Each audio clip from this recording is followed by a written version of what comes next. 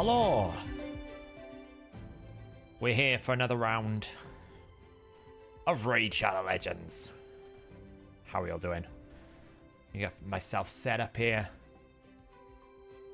Look at that, I'm only like 6 minutes late. Technically, I started the stream only 1 minute late. Technically speaking. Technically. Yeah, hello, Biggin. Sorry, I was actually fixing some skin images on the website. Some of the bosses are a little bit more difficult to code. Hello, Richie. I'm doing okay. I've had a rough day today, honestly. In the world of things that could go wrong today, it went wrong today. So, that is where my brain is at. Let's just say, if they could, like, elect themselves all out of government, then it would be better.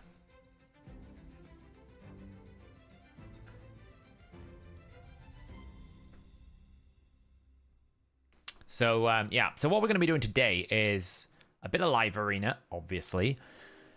We are going to be doing a build out for Dark Fate. I want to see how fast I can get this team. Because mainly, like, Fulger and Ruella don't have gear. So I kind of need to rebuild it anyway. So I figured let's have a little look, see if we can make something really, really quick. We've got a bit of Cintranos to do. I don't know if I'll try and push any of these stages at the moment. We'll see. Might just push some normals. And if we get time, we might do some Hydra as well. So just looking at different options. So how is the missions? We got another 6 today. We got another 6 essence. 1 key was successful today. We were successful. It was, yeah, it's going well so far. I will be honest. I've acquired more soul essence on this mission in 2 days than I acquired in like an entire week doing the other mission. So maybe the luck is turning my way, you know? Maybe. Hey, Crouching Grandpa. How is it going? Pushing for 4 billion on Clash this week. Yes, Kessel. That's what I want to see. Nice.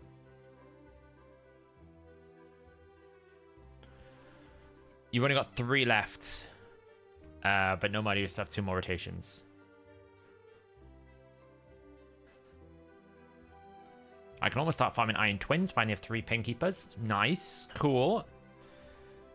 I've probably jinxed it. You're not wrong, Marcus. What, do you want some treats? Of course, what do? We start the stream. We have to bribe the cat. Hello.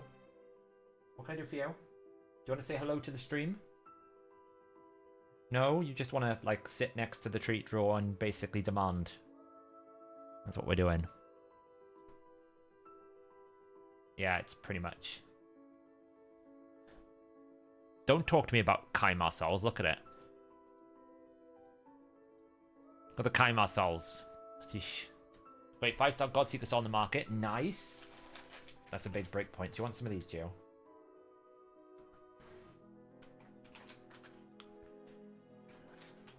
To get, well, 1 minute 30 is hard. You just need Marius, Crouching. Once I get Marius, all my teams are going to change. I was talking to Green Virus about this because Green Virus has got his Marius. And he asked me the question, which other dungeons can I use Marius? And I was like, well, you know, Marius was going to be very good in Spiders, Ice Golem, Dragon's Lair, Fire Knight, Sand Devil, Shogun, every single boss. He was like, what, everyone? Like, well, yeah. It's basically now double Newt territory once you get Marius. You just bring Marius and Newt and beat every single boss in one rotation. Simples.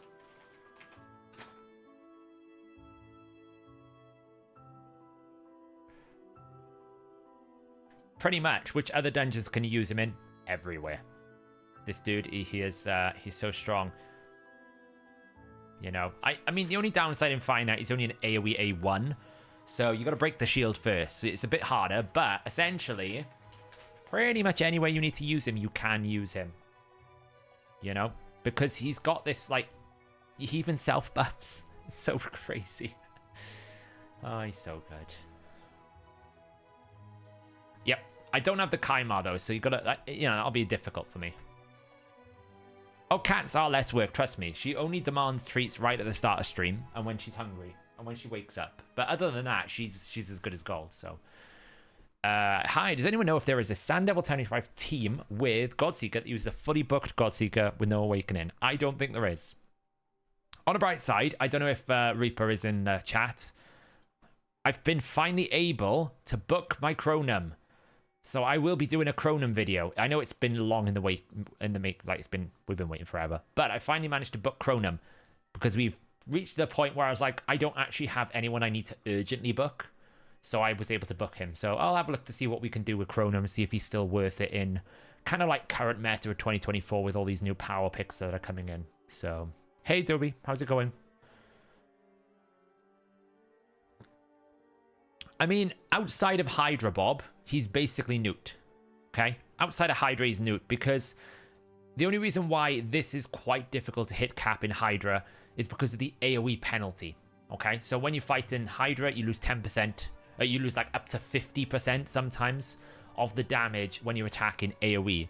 So if you exclude the Hydra context, then this is 10% every single time because just the raw amount of crit damage will lift you up to 10%. You don't need as much. So in essence, wherever you use Newt outside of Hydra, he's basically another Newt.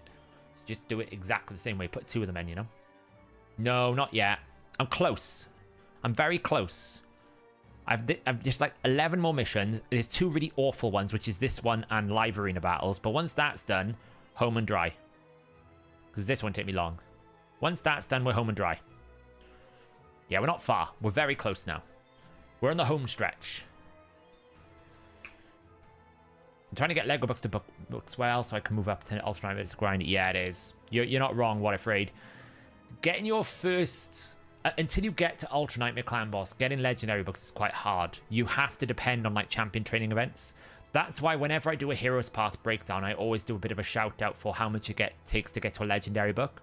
Because these hero paths and champion training is normally the best place to get Legendary books until you're at Ultra Nightmare Clan Boss.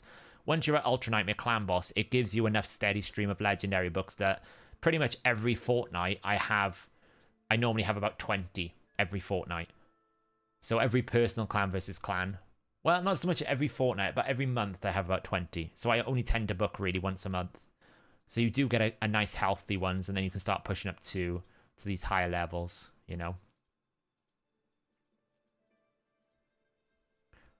You got Sulfurion. Sulfurion's amazing.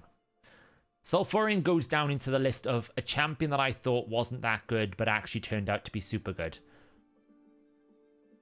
Very, very strong heal support. Hey, Nothorius. How's it going, my friend? How's it going? Yeah, he has the same problems as Acrisia, Brent, where you have to work extremely hard to get him to cap. He probably absolutely needs Ignore Defense. He probably needs Crushing Rend, or you're going to never hit cap against Suffering. It's mainly Suffering. Other heads you're okay for. You can hit cap against most other heads, but Suffering is the real difficult one. You want to build the Mythfu with Fane, with Eris. It should be spirit-friendly, right? Yes. It should be, yeah. Mythfu, it should be. It doesn't really matter what you put in that last spot because the Fushan will take the stun. Just make sure you give Steadfast to the Mytha and Eris so that when it becomes a tiebreaker between Fushan and Eris on the Spirit Affinity, right, because the Spirit will want to attack Force, it will go towards the Mythfu, like the Fushan. You don't want it to ever stun Eris. So as long as you put Steadfast Mastery on Demitha, Eris, and you build them properly, then yeah, it should be fine. Just check your spirit ratios, of course. It should be spirit friendly.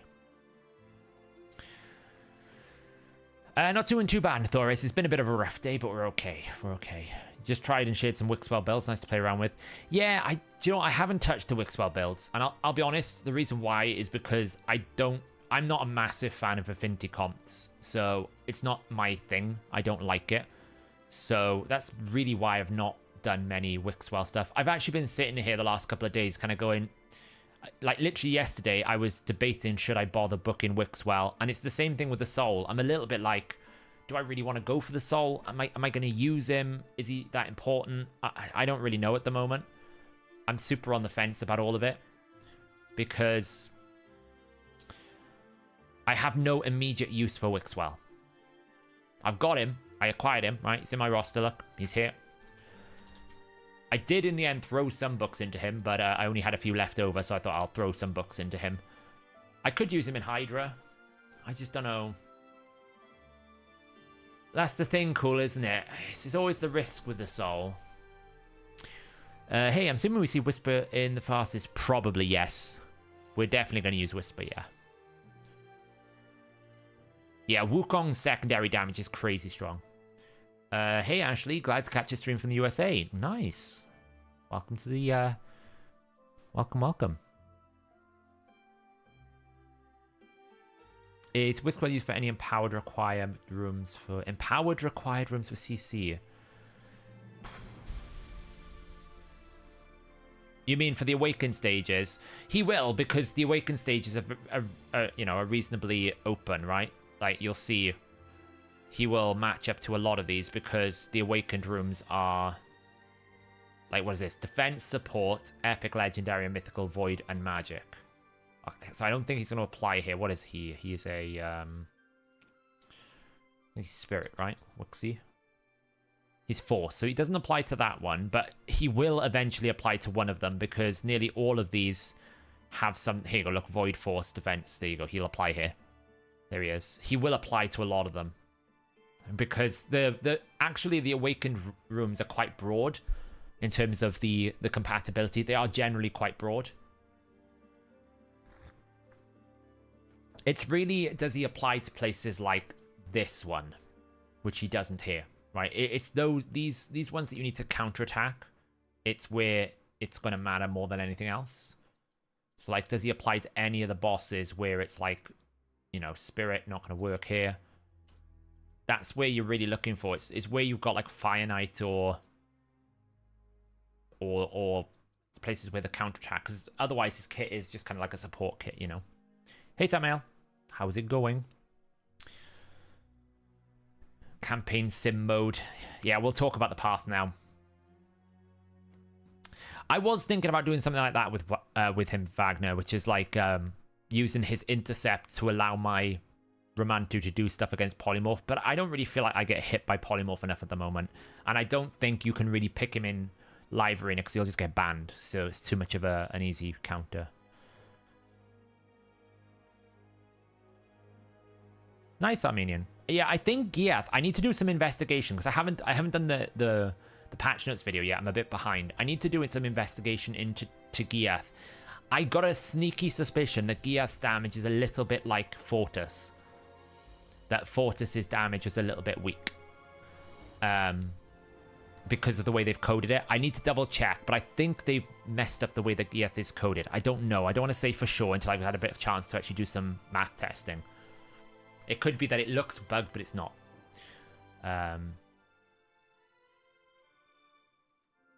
So yeah. Wasn't the Airstrid 5-star? I can't remember. Wasn't Airstrid a... She wasn't a path. She wasn't a Titan event, was she? She was just a path. I can't recall. I have a really interesting video coming out tomorrow. I was curious to see whether or not it was better or worse to do a Titan event, right? Because it doesn't look like we're going to get a Titan event this time. Hey, Green Virus, by the way. So I was curious to see, is it better to have the soul in a singular path event, or is it better to have a Titan event? And the results will surprise you. So that video is coming out tomorrow.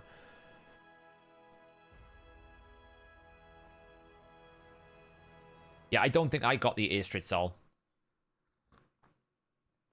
And I think the reason why I didn't go for the Airstrid soul is I didn't feel like she attacked enough. But I mean...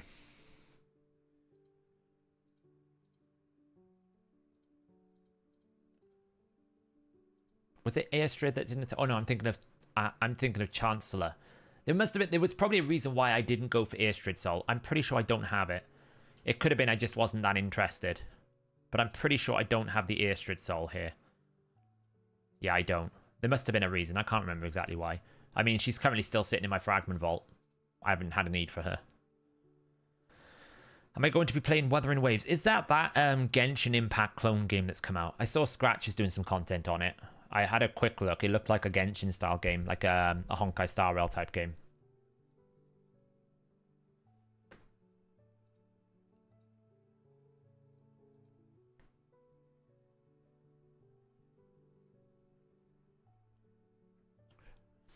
How are you getting on the missions? Yeah, we were talking about it earlier. I'm at this awkward one. We had 6 today. We had 6 today. It is, yeah, probably not. I'm not a big fan of Honkai animation and artworks. I'm not a fan of them, so I haven't done Curse City yet. No, I haven't started that. I hadn't looked at it. So yeah, so that was the thing. I was curious to know, like, a lot of people would feel when it comes to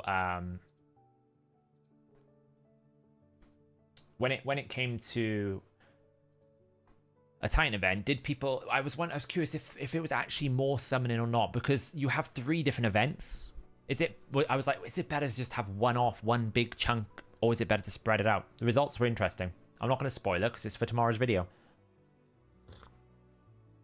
Oh, Green Virus. I kind of want to wait, Green, but I might do it another time. I don't want to mess around with trying to log into people's accounts whilst on stream. I will absolutely leak your login details. There's a reason why I don't do takeovers. It's because of this. Because I'm terrible with login details. Let's do some live arena. Oh, it's not. Ooh, okay. Wait. It's inter-clan wars. It's inter-clan wars. I got Cat Groove here. Let's see which member of the BT4E clan is going to win.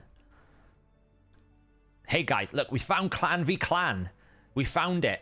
We found this new version of Clan v Clan. But he's kind of stolen my... Well, we can do this. So let's do this. Hey, Shooter. Shooter, we're having a little bit of inter-clan wars going on right now. Pick your side, Shooter. Are you going to stick with the leader, or are you going to stick with the followers?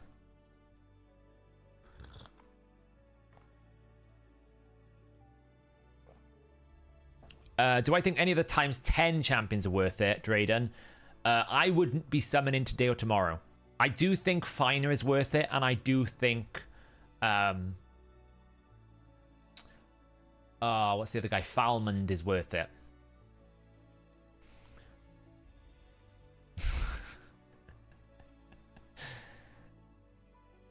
So I do think those 2 are worth it. I don't think the next 2 are. Did I see Ash's video? Yeah, we'll talk about Ash's video, Russian, in a moment. Oh, Cat is like, he's keeping me hanging here. Oh, God. The Tormund's going to have to be banned, I think. Who are we going to go for damage dealers? So we could go with the Wukong, and we could go with the Ronda, or we could go with the Garrel. I think we're going to go with an interesting one. Let's go with some interesting fun. Yeah, Aslan is not that good. So Fina is exceptionally good if you're in Hydra. She's kind of a very good like Trunda team setup, but she's also pretty good outside of Trunda team as well because of the amount of buffs she gives.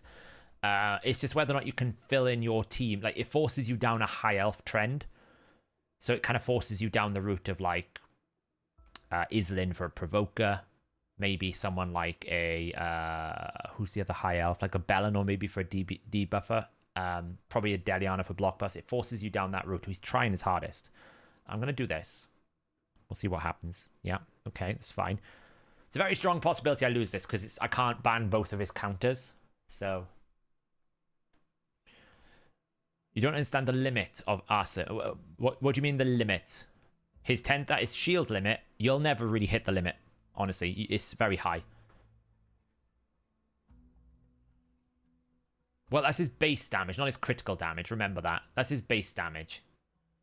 Oh, it's a provoke one. I mean, I'll probably lose, but hey. Yeah, I mean, Narcissus. It's a very fast Narcissus to actually outspeed my Shu Zhen. So either that or Shu Zhen got stunned. So there's not much I could do there. It was like I committed too hard to speed tone. That's what good leaders do, see? They lead from the front and they support their members. Yeah, it was like, what do I ban? Do I ban the Torment or do I ban the Hegemon? Both of them are problems, so that's why you should never pick so much speed tune meter right at the start, because there was just no way I could even do anything. John Osterman, I know this name. I really do.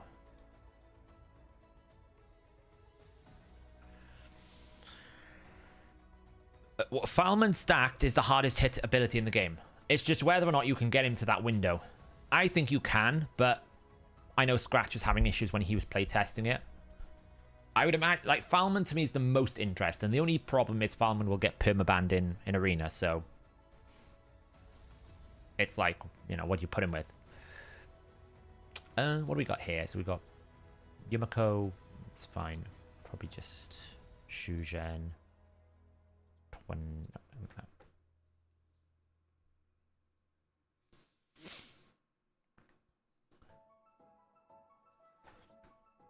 Yeah, Shuzhen and both my speed leads got controlled. So I'm going to take the Yumiko out because I don't think he can stop me getting a turn. Oh, he let me have it. Ooh, interesting. He let me have a man's. Okay.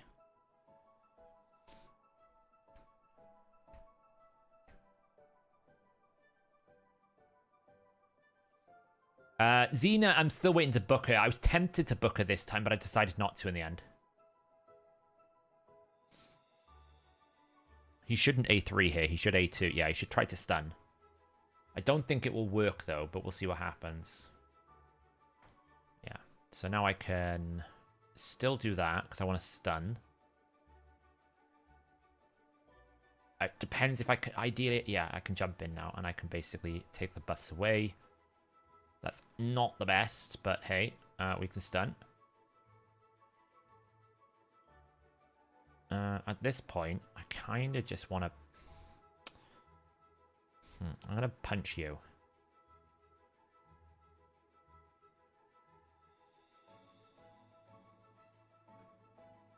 Hey, look, guys, they're going to be fixing Polymorph, apparently. So they say.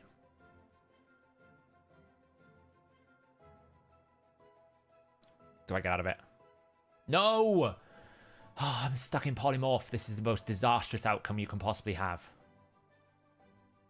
I should still win, though. Because... yeah, there you go.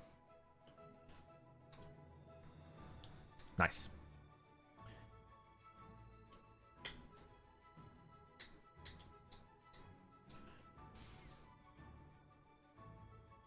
Yeah, I was waiting for it, Dobie, but this the thing is, there was no point me doing it until I could get rid of the Duchess, otherwise it just revives, so... I don't have Ronda dupes now. Wait, Ronda, she's exclusive, isn't she? So who does she... who is her sub? Who do you use to +2 a Ronda? I can't remember who it is. It's one of the Bannerlords. Is it it's not Baron. Oh, is it it might be Cillian the Lucky, right? Killian, yeah. Yeah, I have a Killian, but I don't think I have a duplicate of Killian. Or Cillian. Killian, what is it? What is it? Killian or Cillian? Killian or Cillian? Someone correct me. Yeah, I'm not far from Quintus. I'm not pushing too hard, Florian, because I'll get it when I have to win 40 live arena.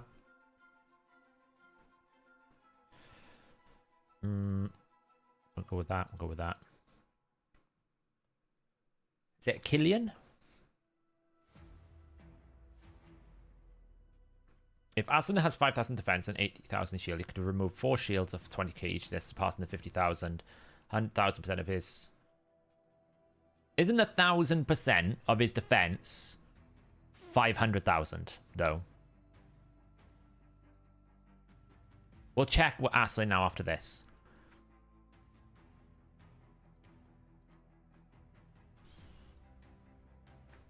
We'll check Aslan now after this. I'll double check it. I'll do the math. I actually think that the Killian the Lucky or Cillian the Lucky is really really good. Really good.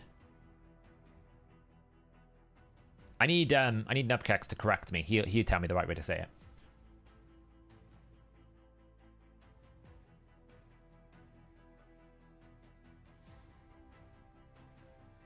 We'll do the math now. We'll double check it.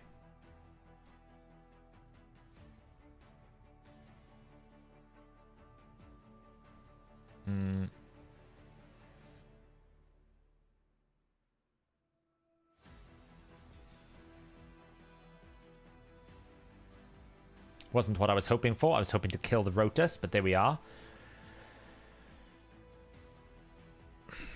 There's hope. There's not any hope. Watch my turn meter go. Boom. Okay, I didn't lose turn meter. That's fine. Can I reset? Nice. Can I lock out? Lovely. So as long as I don't, like, get one shot by the Rotus, who's he going to kill first? He should go for Ancora. If he's smart, he A3s the Ancora, then he A2s the Narcissus. He's close. Not quite enough damage. Otherwise, that would have worked.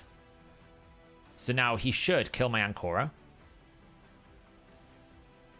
Like so. Beautiful. And then he should cleanse. Lovely. Protection. That's fine. Not really a problem because I have enough damage here right now to just go and one shot. Boom. Only downside when you use the shield. You give Narcissus a free kill. Oops. He's going well until he did that. He just made the mistake when he used the Narcissus, you know.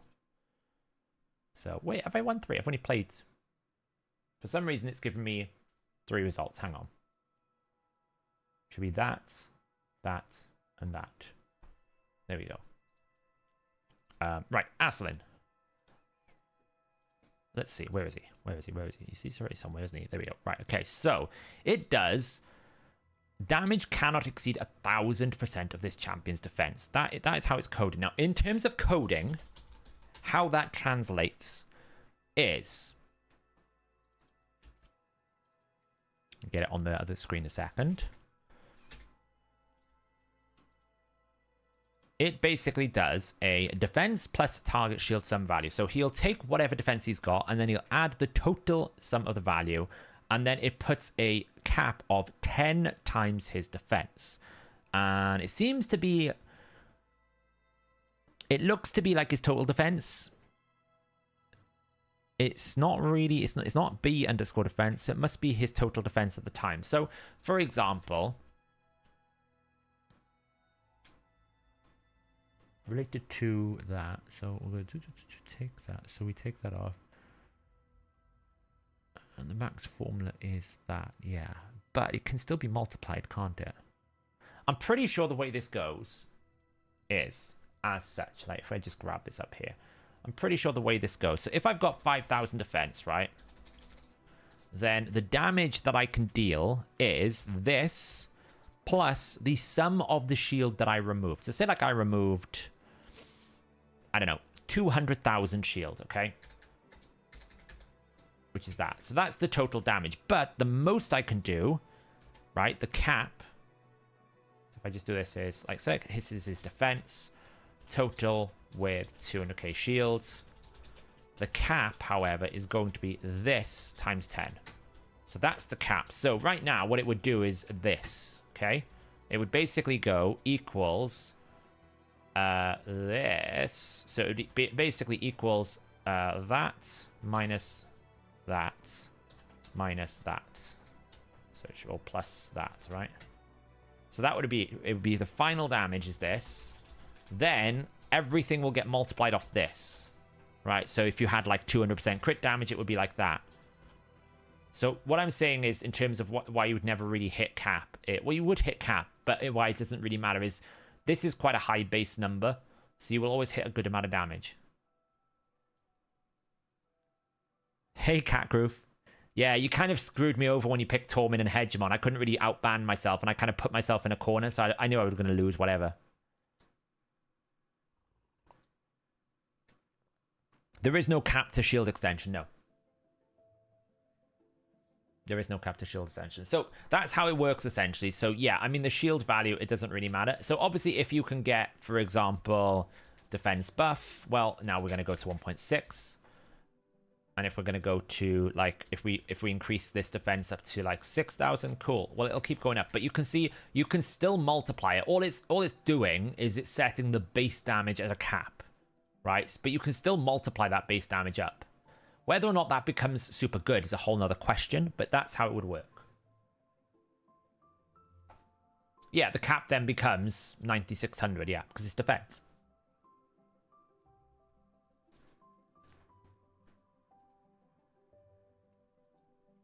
Isn't shield capped at max positive integer value? Nope. The shield will not cap. The shield is the shield, you know? It's the same thing with the Slayer set, for example. The Slayer set will cap the damage you do against bosses at the moment until they fix it at 10% of the boss's HP. That doesn't mean you can't then multiply on top of that. You can still add more multiplications on it.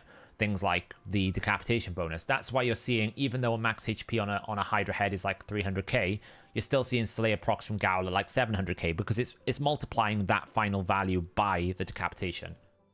So you get the bonuses on top. Yeah, it would, but if I put 1.6, right? So if it's a 5,000 defense, then it's 50,000 cap. If I put defense buff on there, then it'll go up, you know? So, yeah. It's because I changed it to 6,000. I was basically saying if you add more defense, then it will go up, right? I changed it to 6,000. So if you put 5,000, it should be 80,000 cap. Yeah, because the defense buff is 8,000. It puts it at 80,000 cap. Effectively, the main issue with Aselin is the removal of the shield doesn't really help you do more damage. That's the main issue.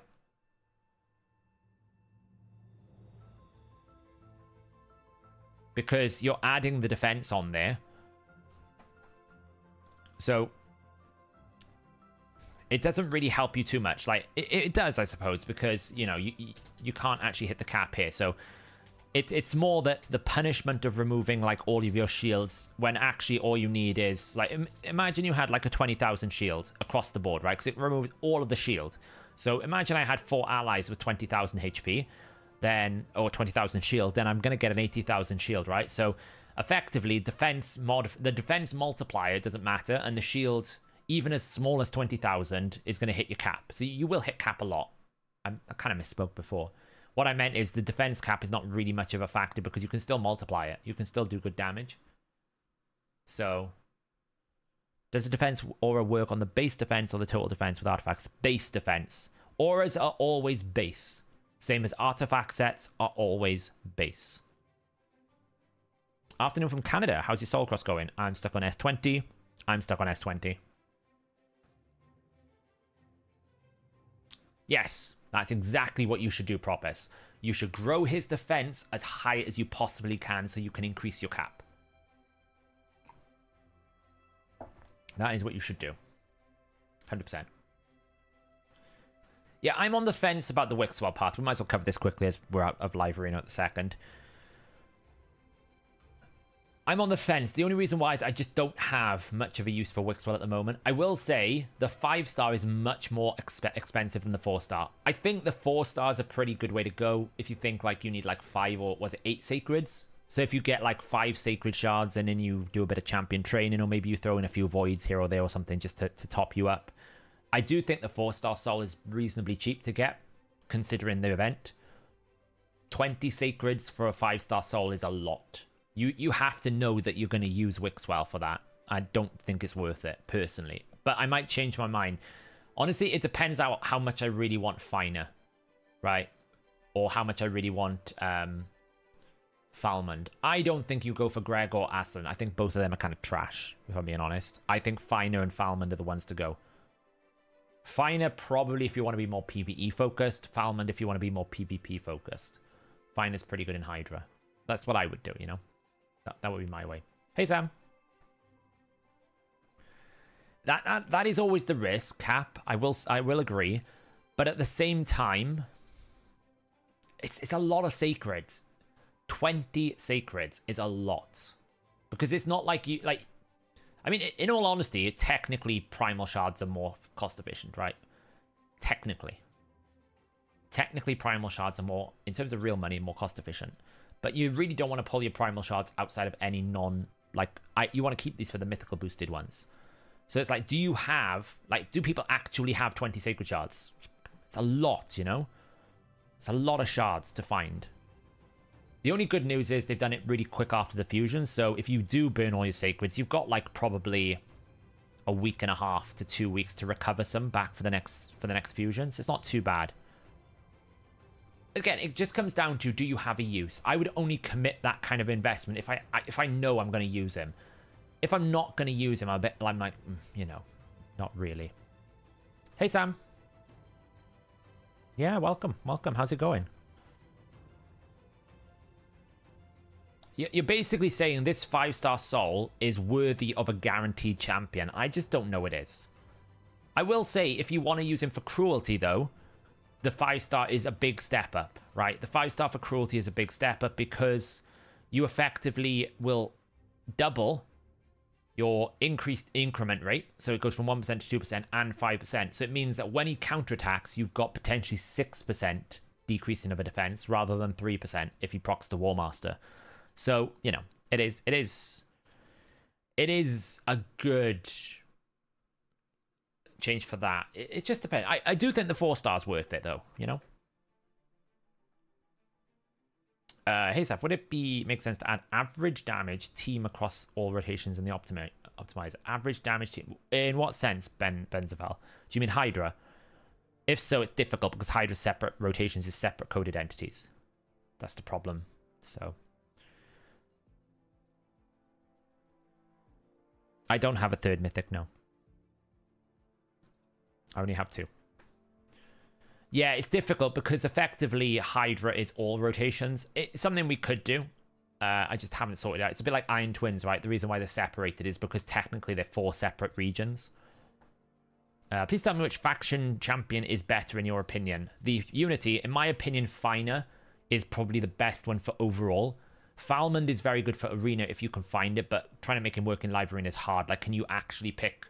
Like, if you think in Live Arena, you literally have to pick 5 Sacred Order, or all they have to do is ban out the 4th to lose your benefit, you know? So it's kind of like, can you actually build a Live Arena team with Falmond with 5 that still is viable if they ban the Falmond? Probably not. So he's not really viable for Live Arena. And I think generally that's the problem with a lot of these things. It's like, you can do it, but XYZ. Oh, he made a mistake. He made a big mistake. A big mistake here. Just because, like, he just isn't that valuable. Like, where are you going to use him? We'll go through them now. Once I finish the Live Arena, we'll go through them. If you're going for the 3-star, I would go for the 4-star. Honestly, it's just not, like, it's not a problem. Now I just have to survive the Garrel, but otherwise it's fine, which I probably will. Get rid of the Hex straight away.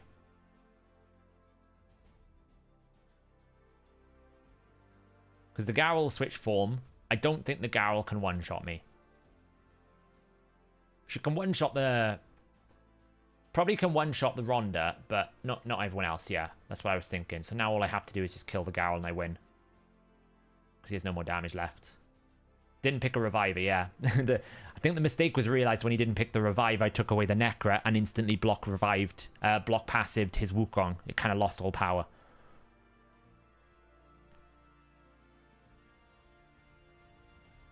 Any idea what... I think the regearing might be this weekend, Lou. The regearing event might be this weekend. Might be. Oh, I get first pick every single fight here. I feel like I'm cheating. How valuable is whom?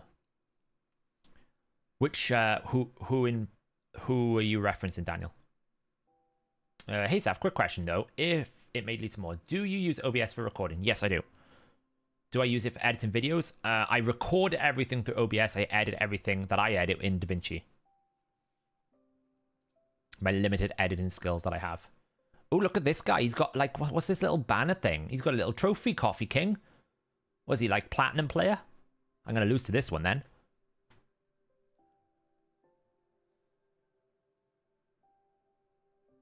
I think this guy's a plat player. Hence why he's got a trophy. Oh, we're gonna lose. We're gonna lose. The only hope I've got is Rhodas. With, like, I don't know. I need a booster of some sort.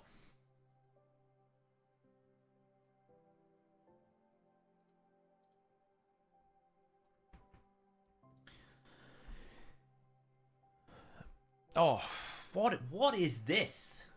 I don't know who to pick. Just take out, I don't know. Like, you. I don't know. Wow, he gave me our mans. Alright. Thanks.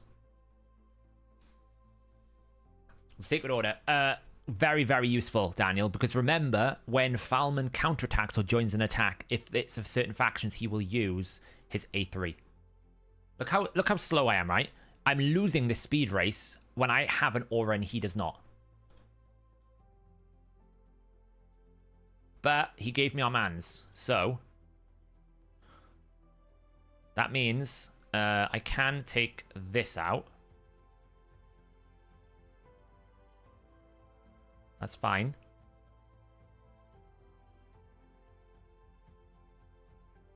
There's still hope. That's why I did that.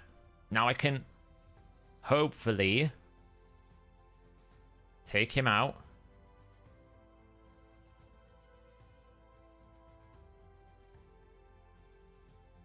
Am I beating a plat player? I think I'm beating a plat player. The trophies mean nothing against the plat Armands. Oh, what a shame. What a shame. Beat the plat player. I beat the plat player. You can bring all your +4s all you want. You can't beat the power of Armands.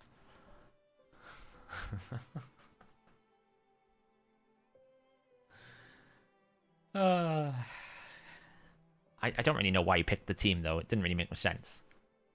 You see what I mean, though? I still lost the speed race. So against that, despite the aura. To be fair, though, my Armands is only like 320 speed, so it's not that shocking, really. Like, this is the thing. No, I deliberately picked Mithrala to basically stone skin the Siegfried. I did that on purpose because I knew what he was trying to do. So because I could stone skin the Siegfried, it meant that he lost his block damage. Then I could kill him with Rotus. Otherwise, I would have lost. That was the big deal there.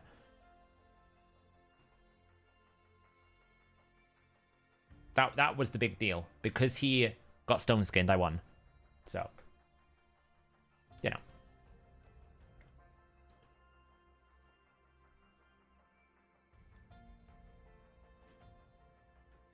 No, the Cupidus would have done a lot of damage. It's just I had control. Yeah, my Armands is in Supersonic. Yeah. Why am I getting first pick every single time? I feel like I'm cheating at this point.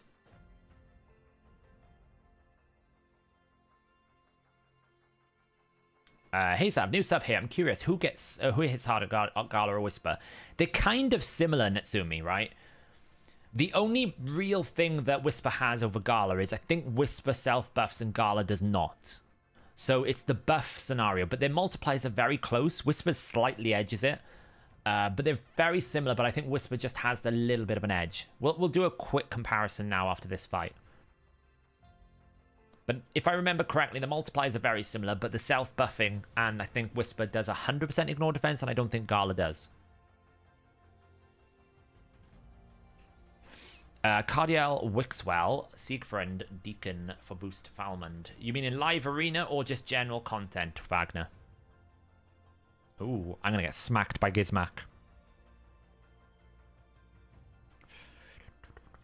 Need another damage dealer. So it's probably Wukong. Hello, fastest Dark Viking. Hi, YST. We haven't started yet, YST. YST actually just tested... I think, I don't know, am I leaking things, YST? Have you released your video yet? Am I leaking things? I might be. I might be leaking things. If I am, I apologize. Am I leaking it?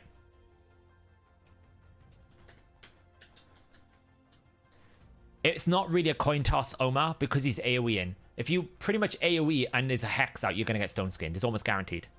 Yeah, Gala.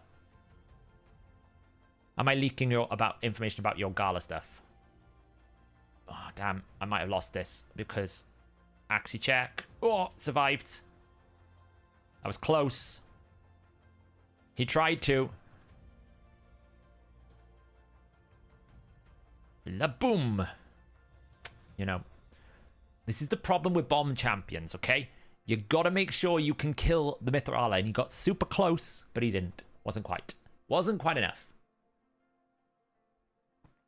On the bright side with bomb champions, though, you win quick and you lose quick. So it's a quick fight. Let's see. You dropped it earlier. Yeah, cool. All right. Yeah, so YST is really good timing. We're talking... someone... where was it? I say someone. How rude of me. And Natsumi was talking about... Is Gala or Whisper similar? So Mr. YST here has just done a Gala video. Stick it in chat if you haven't, if you can, YST. Put a link to your video. We can. Where is Gala? She's a dwarf, right? Gala's a dwarf. This song is good. I like this song. It's a bit cheerful.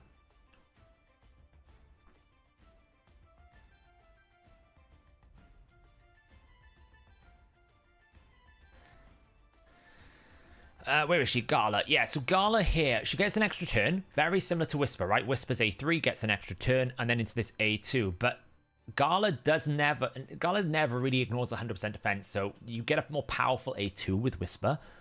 Gala, however, gets more overall ignore defense on the A1 and the A3, which Whisper doesn't get. Okay, so there's also some weird conditions that are a little bit less ideal. Like, you have to be full HP, which is a bit more complicated than Whisper, where Whisper doesn't have to be, just has to have the debuffs. You can control that better. And again, like, you have to have a shield buff on Gala, so it's a bit more complicated to enable all of Gala's kit. Not like super complicated, but it's different to Whisper. You know, like, for example, this is just a flat 30% ignore defense. So the multipliers are a bit similar, but Whisper edges a little bit because of various different things. So we've got what? A 1,432 and a 97 base stat. If we go over to Whisper over here, you can see we've got a slightly slower, very similar base attack. But this, in my opinion, is easier to enable because it is decreased defense. You can control that. There's no shields required. This is 100% ignore defense, where Gala doesn't have that. And then this is, oh, you get more utility here, right? You get weaken. But you also get like this overall 10% chance here and a 20% flat multiplier. So whilst Gala does do good damage and is a pretty good alternative to Whisper, I firmly believe that Whisper will outdamage a Gala like for like. I think Whisper outdamages Gala like for like. Yeah, you can reach there with the right set, right? If you have area bonuses, this goes to 70%, and then you have Savage Cruel. You can do it. Absolutely. It's doable. I just think Whisper has a little bit more of an edge because of her passive and her rotational ability. Like, Whisper can pretty much kill a head on her own. I don't think Gala can because of Whisper's passive. I think me and YST need to do a World's Most Strongest. Like, once I get my +4 Whisper, I'll +4 Gala as well, and we'll do a bit of a like for like, and we'll see. Or maybe like YST and me can go do a bit of a collab head to head to see which one hits more. That could be fun, right? Will Gala benefit from the Wixwell comp? Not really. Like, she just needs a shield. The shield could be 1 HP or it could be 10,000 HP. It doesn't really matter. All I'm saying is, to make this work, you need to have a shield. She can self-shield as well, so it's not so bad. Like, she'll self-shield. So that's all you need to do, is make sure you actually have a shield available. So you have to build slightly differently. So, I mean, Arena's a different question, though, but we were specifically talking about Hydra. For Hydra, I was thinking. I wasn't talking Arena. Arena, again, like, I wouldn't use either of them in Arena. It's just, like, if you're going to use an epic in Arena, there's only one champion that I think is good for it, and it's this dude. He is the only one that I would use in Arena. Because of this. It's the only one I would use. Otherwise, I would go Legendary, because Legendary is just a better. Because of the blessing bonuses and stats and things.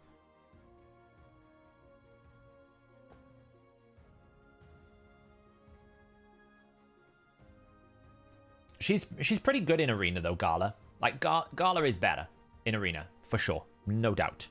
But, yeah, Fenax is the only epic I would use in Arena. Alika you can use as a lockout. Absolutely, yeah, good shout out. No, Gembo just doesn't have he doesn't have the juice anymore.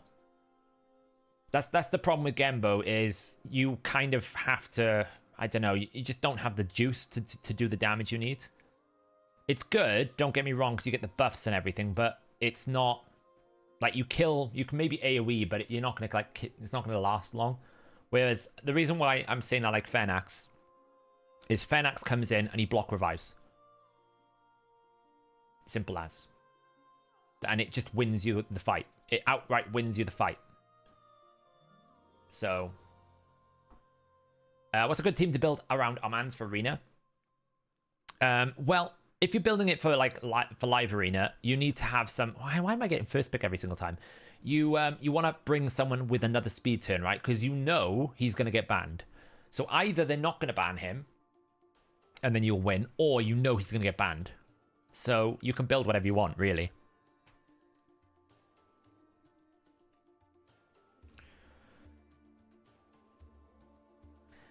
Yeah. Well, the thing is, Shaq, what I was saying was in one of the pictures of one of the promotional artwork for I think it's in like one of the summoning events for Aislinn. I was like, he looks a bit like you, like the heroic version of Nubs.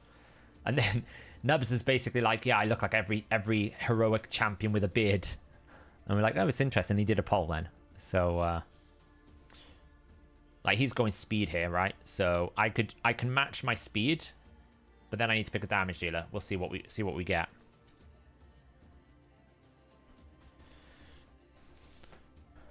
You're gonna go hard to try and get a +4.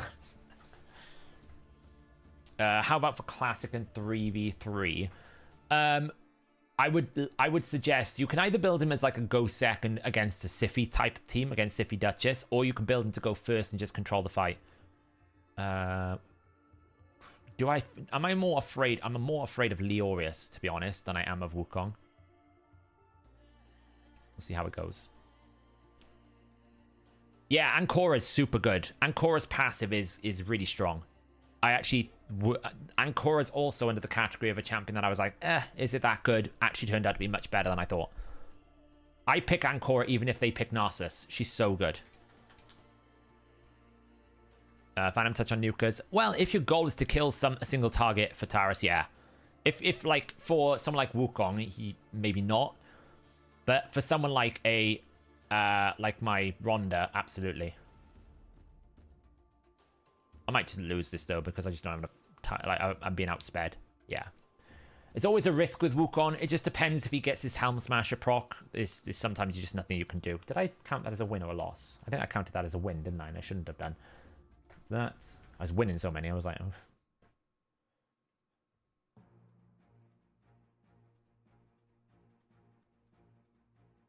That was a loss. There we go. Wukong is all about, does he hit the Helm Smasher? If he Helm Smashers, then it's like, but it could be the same thing with like a 6-star Leo. Like, it just depends. That one I just lost purely based on the Wukong strength. And I fought some Wukongs, if they hit reaction, it doesn't do as much damage. It just depends how it goes.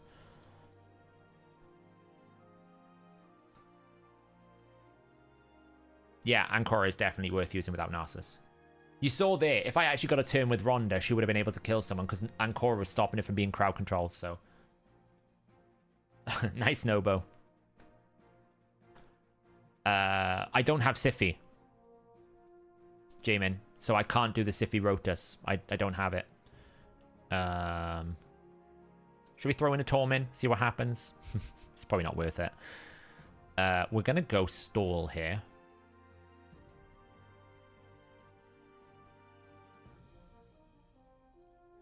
See what happens. Honestly, the biggest... I get more excited about a good dust reroll than I do pulling champions these days. That's how crazy it's got in this game. I'm far less excited about pulling a champion than I am getting the perfect dust reroll. Because how difficult it is to do, you know?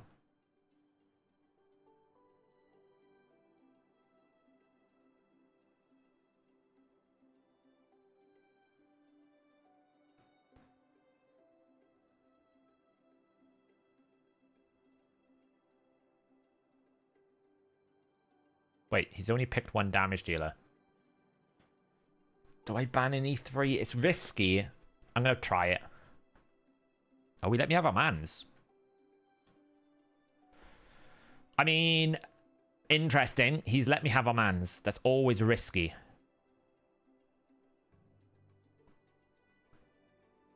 So after you get Arbiter from mission, what would you say should be the big focus? Doom Tower. What if raid? Doom Tower progression is the next best thing after Ultra Nightmare Clan Boss, and then probably Curse City.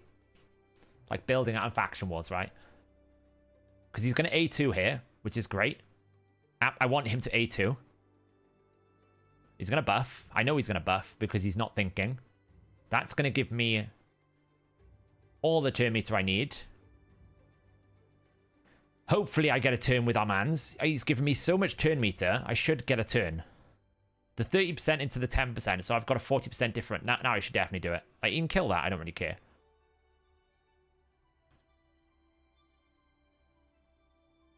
And we're going to get rid of this. We go, and then we're going to go and get rid of you.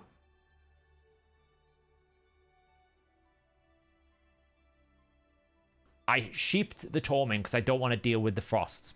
That's why I picked on the Tormin. I don't want to deal with the Frost. There's no way they're going to be able to outspeed me with the Shuzhen here. See, my Shuzhen's going to get a turn in a moment. Because he'll have A3 or A2, but it won't be enough. Oh, he's going to kill my Wukong. That's annoying. I could just give him a turn. Take out that. There's no revive now. Once I kill the Arbiter, I win this. That's going to give me a boost. That's kind of annoying. He turned me a boost frosted himself. Great. Really good. That's just exceptional coding. So the turn meter boost he got from him coming out of sheep, basically frosted. Supersonic frosted me. Supersonic frosted me.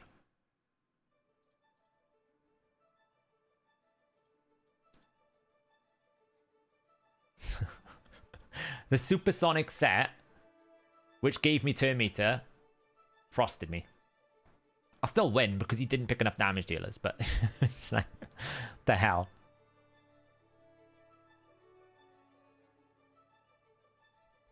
Yeah, I knew he wouldn't Kessel. I just wanted to burst out the Siphi without actually using my AoE in case I needed the AoE. That's why I did that. Because I knew that would be the case. So, just kill out the Siphi. He'd already used his revive, and then I take out his other reviver. Oh my god. Someone's been on the Soul Stones a bit, haven't they? Jeez.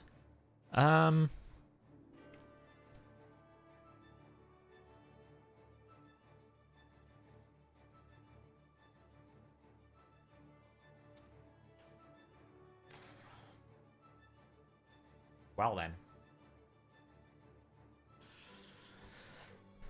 We'll pick that. And I guess we'll pick... Just lock in our damage dealers, and we'll see what we pick last. If he picks another multiple 6 stars, I'm going to lose my brain.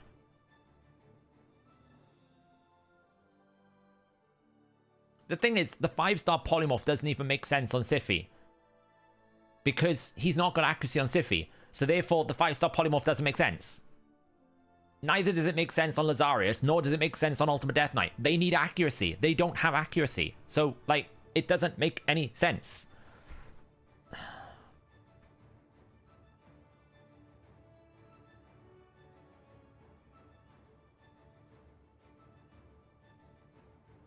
Like, you're not gonna put accuracy on Siphi. Like, you're not going to.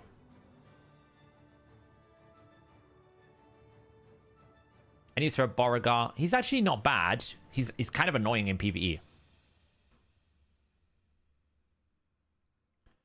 Yeah, I mean, the Tormin isn't a counter against Siphi, that's the problem. Lazarus is just going to block revive me. The Wukong, if I get a turn with Wukong, I can still win, so that's why I'm holding on. The Frost is going to come in now, see? There's hope. If I get a turn, I just need to get a turn. Like, this is where Ancora's passive, see? I don't have Narcissus, but Ancora's passive is working. That block active skills, though, absolutely annoying. But you see, every time they try to crowd control, they can't do anything to the Wukong. This is where Ancora's passive is super good. Somehow he got a cleanse from something. Like, seriously. Like, where did he get a cleanse from? Glimming Siphi passive.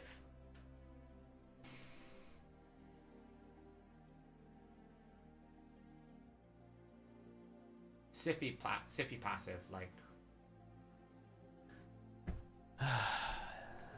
Yeah, I mean, there's not much I can really do there.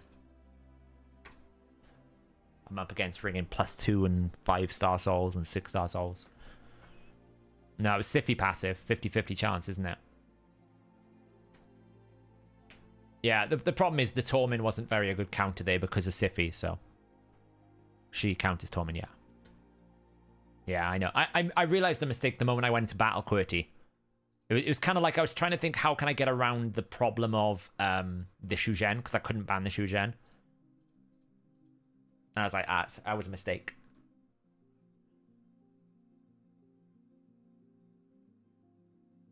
You know, if I'd managed, if I didn't get the block active skills, it would have been fine. But everything kind of went against me there when I picked the wrong thing, so it's fine. I don't mind losing like that because that was my own mistake.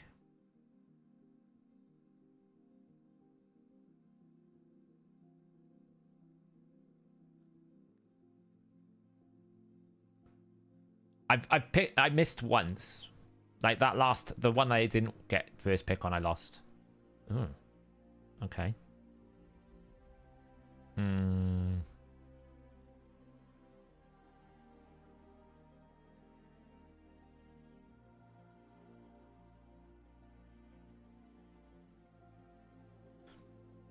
Bolster, Narcissus would have still won. Well, that's why I had to ban Narcissus, because I knew Ancora had Bolster, so I had to ban the Narcissus. That's what I was saying. I was trying to get around the problem of Shugen. I was thinking maybe I could frost it, but I wasn't really thinking.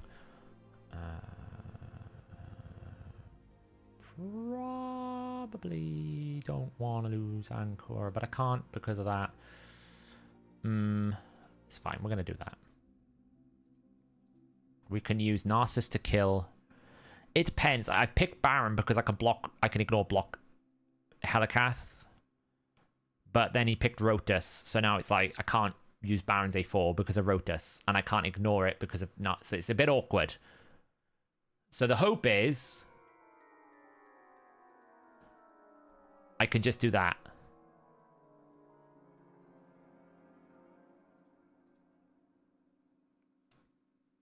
Well, that happened. Rip.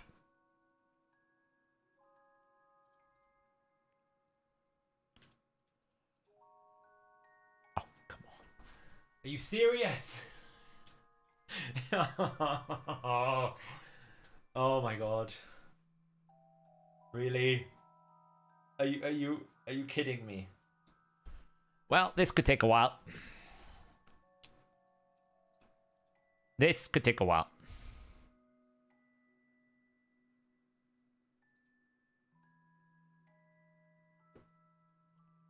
Oh, and he's not going to quit either because he thinks he can still win. This is ridiculous. Oh my god.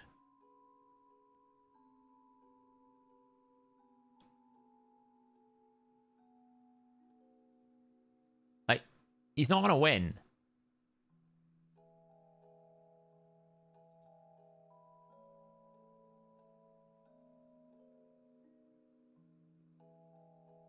I love the fact he gave Ancora. Oh, he killed someone. He's killing people. It'll take him a while. He's killing people. You know, he's getting there. Here we go. Okay. What's he got in his log? Oh, he killed Shugen. He killed Guys, he killed Shugen. He killed 2 people. That was a waste of time. Thanks for that. All right, well, you know, our score's 7-3 tonight. We'll take 7-3, you know.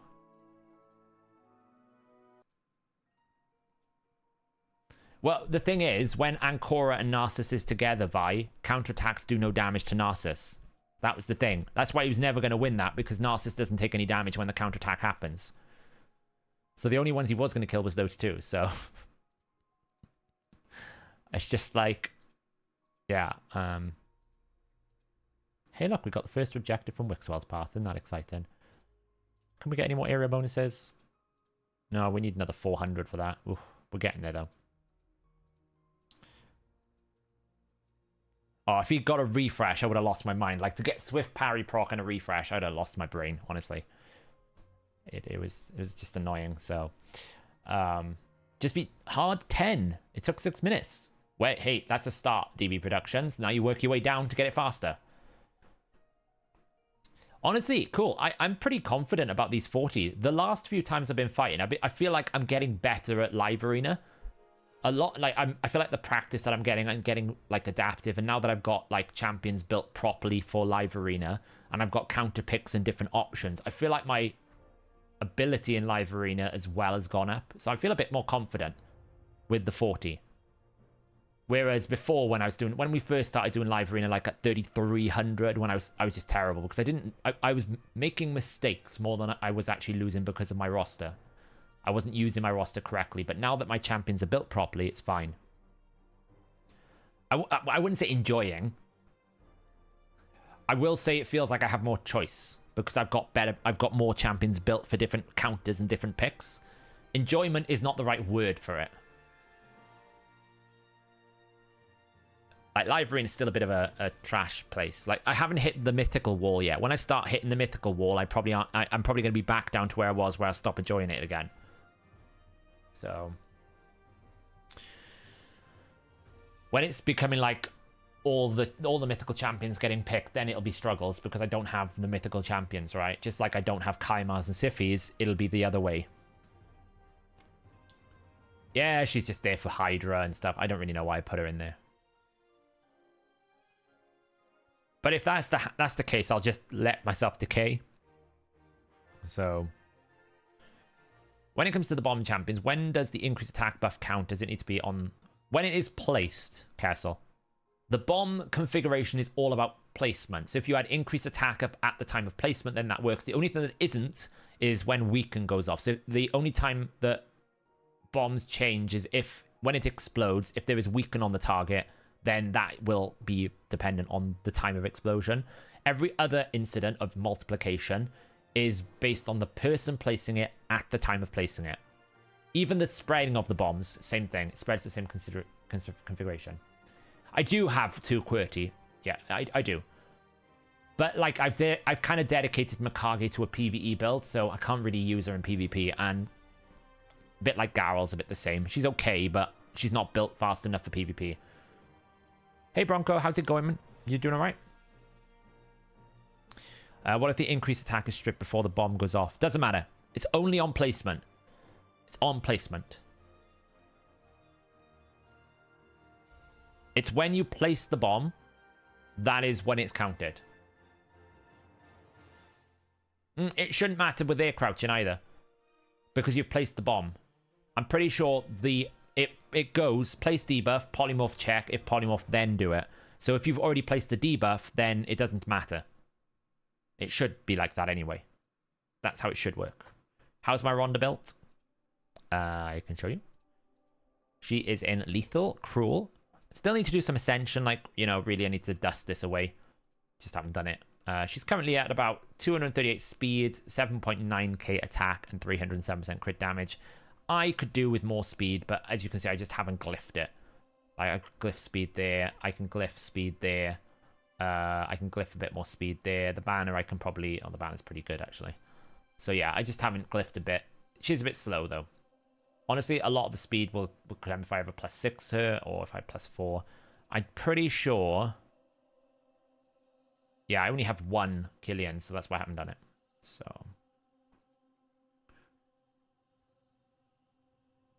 It shouldn't do.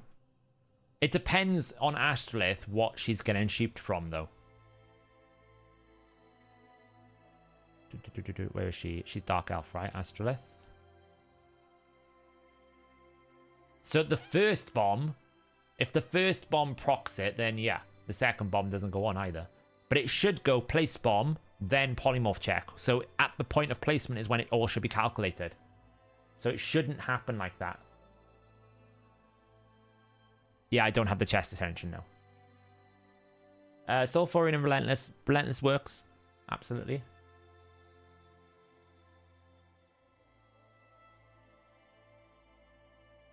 Lol, I haven't ninja but managed to take breaks from raid during all of the 3 daily logins. I don't think you've missed too many of them. Wukong probably is the one that you have missed, but you can still summon him, so that's not a big loss. The one main one is Rathalos, probably. Is Cupidus worth 16 without Venus? He kind of needs Venus, but he's still a great burner without Venus. Quintus is your new minnow farmer. Nice. Valkanen is such a cheat code in Hydra. He's good in Hydra, yeah. When am I doing a Ruel showcase? That's a good point. I should do it. I should do one.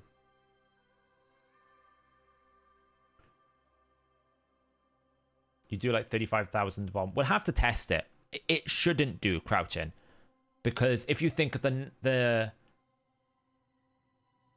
if you think of the way that it works, you can't get polymorphed until after you've been debuffed, right? Polymorph does not apply until you have been debuffed, see? Has a chance of placing sheep on enemies whenever they place debuff. So it should go place debuff. At that point, the damage should be calculated with the increased attack. Then the polymorph is checked. After that, if that happens, then you get sheeped. Then the sheep removes the buffs. But at that point, you've already placed a debuff. So it won't for the second one, but the first one, it shouldn't. It shouldn't. Ancora is all about high resist, yeah. Ancora is high resist. I build mine in bolster. You can build it in protection. You can even go stone skin. It's up to you. I've got mine in protection 2-piece with bolster. At about as fast as you can with as much resist. 831. Again, like I need to actually like work on like getting this to speed. Ideally, like, you know, I need to dust this to speed. Ooh.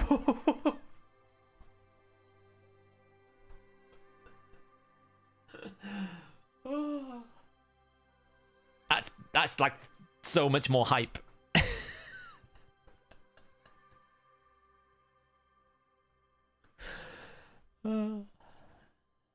That's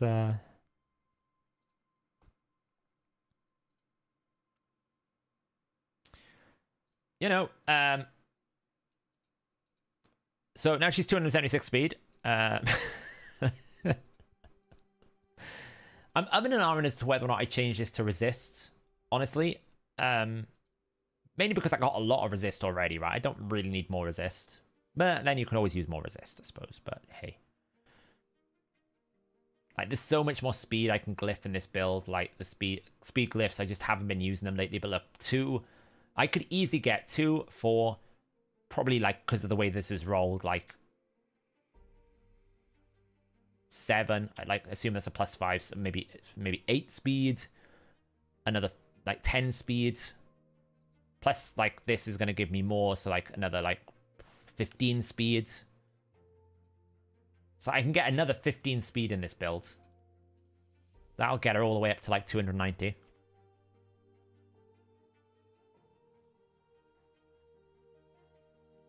She's really strong, though.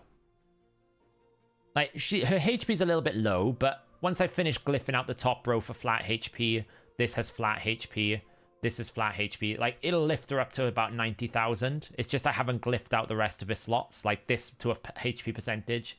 So once this is, like, I got 20% and all these flat, that's, like, easily another 10,000 health.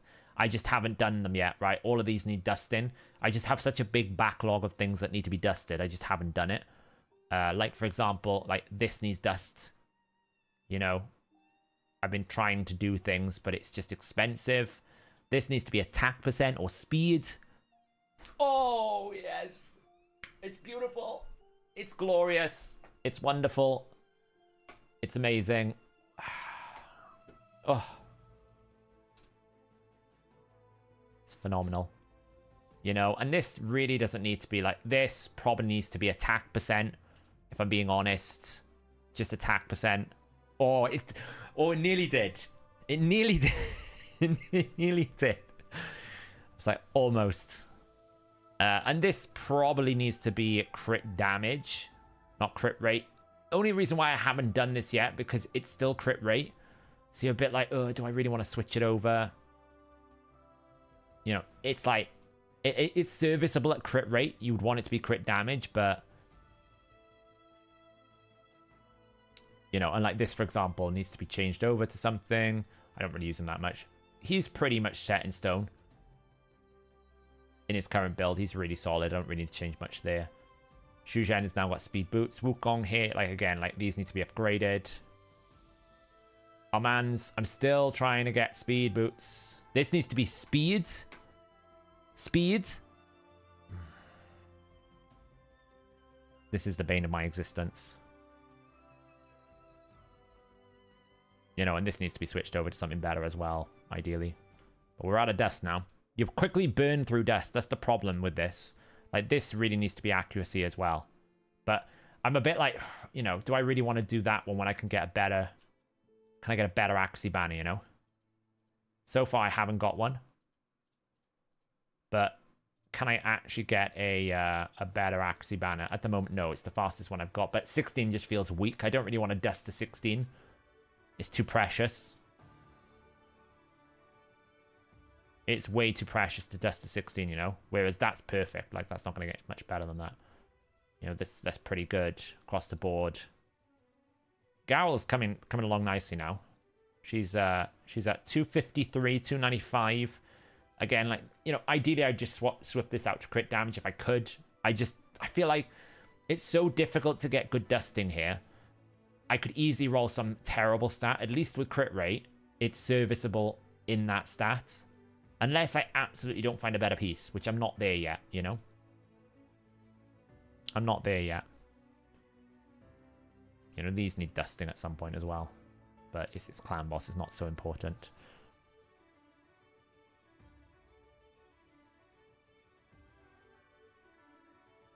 I can easily make this up to speed as well. I don't need to. And then we're getting into like champions I'm not using it too much. Like this still needs dusting. But again, like I run out of dust, so we're gonna have to wait now. I could change this to attack, for example, but at least accuracy is serviceable. So that's what it comes down to a lot of the times is, are you willing to accept like this? Is accuracy. This is obviously not acceptable, but this is somewhat like, well, maybe accuracy will do. Same as that's like perfect, that can go higher. This needs to be dusted away as well. But again, do I really want a double roll or can I get like an attack ring with attack percentage that is just better, right? Maybe I get a triple roll here when I do this, for example. Triple attack. Not quite, it's a cell instead. You know, that's what I'm really looking for now, is a triple roll attack percentage. Or, it baited me, it baited me. That was a triple roll HP, it did bait me. Triple roll attack percent. Oh no, but we'll keep that one supersonic. So that's what we're really looking for now, is like getting like good rolls. I mean, that's just terrible, why would we keep that? To try and find a better one, because I don't really want to dust things that are average. Dust is such an expensive thing. You really don't want to dust anything that's average. I did get a 5-star Farrakhan. We're moving towards a 6-star Farrakhan here. We might as well just like ascend this at this point because we don't really need this anymore. Like this, for example, is probably worth a roll because it's crit damage, okay? And I'll do one more, but I won't do any more than this. There we go. It's probably worth it because it's a low risk dusting, and because it's a merciless set, you know, it's difficult to find good merciless. So it's worth it in my books. Like here, he's a bit all over the place at the moment. Like that can probably just go up. Just boost it up there. But this needs to be switched over. You know, this absolutely I would switch over right now. This needs to be accuracy or defense. Yeah, defense. We'll take that. That's good. That's good. More defense is more damage. Bring it all the way up. I don't think I need to wait anymore, but I won't 6-star outside of CVC. I think I don't need to wait anymore. Yeah, I'm basically done with missions, so I can if I want to. Just take them all the way up, but I'll probably do it in CVC just to save. But, you know, he's coming along nicely as well. He's now at, like, 6.2k defense because we've got him at 3-star, 279. The big upgrade now is 4-star. That will push him up into 300% crit damage, which is the next big thing. We're still trying to optimize a little bit of accuracy and a bit, like, this needs to be dusted away as well. But these are super strong, you know. These are great pieces. Rathalos, again, like, that really should be something other than defense. So we're going to try our luck. Nice attack, exactly what we want. Beautiful. Rathalos is almost there now. And he is currently at, because I use him mostly in Hydra, not Doom Tower, Hydra. 250 speed, 347% crit damage, 7.5k attack. Strong. Oh yeah, sorry, let me take this away. Boom.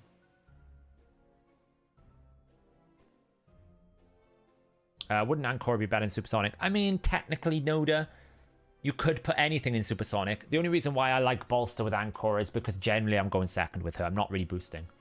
No, I haven't done Dark Fate yet. We're going to do that next. Why not 6-piece Merciless? Because I don't use his A3. This build, I think, is actually better for Rathalos, right? We're doing the super duper get me back to my ability build. So we're doing Reflex, Merciless. All I want to do is keep using this. I'm not using this ability because I don't have increased crit damage in my team. So realistically, I don't need Ignore Defense because this ignores 100% defense. And I don't really care about losing Ignore Defense for the A1. So it's all about how quickly can I keep doing A2s, and that's what this build does. It basically means I get A2 every other attack. I think it's the better build for him, personally. I really do. Let's try to Daithie here. Like, I wonder if this gives me speed.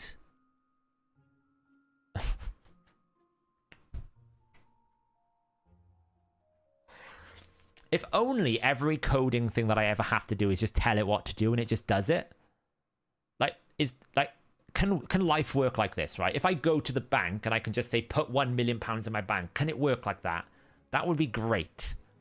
If that's a life hack, that would be amazing, right? That would be amazing.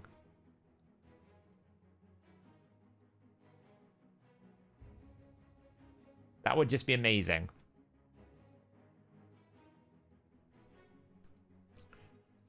Speak it into existence. That puts my Mist Rider Daithie at 237 now. It's kind of nice. This, ideally, I want to be attack or accuracy. Ooh, we didn't get that one. Okay, that's fine. This one, ideally, attack.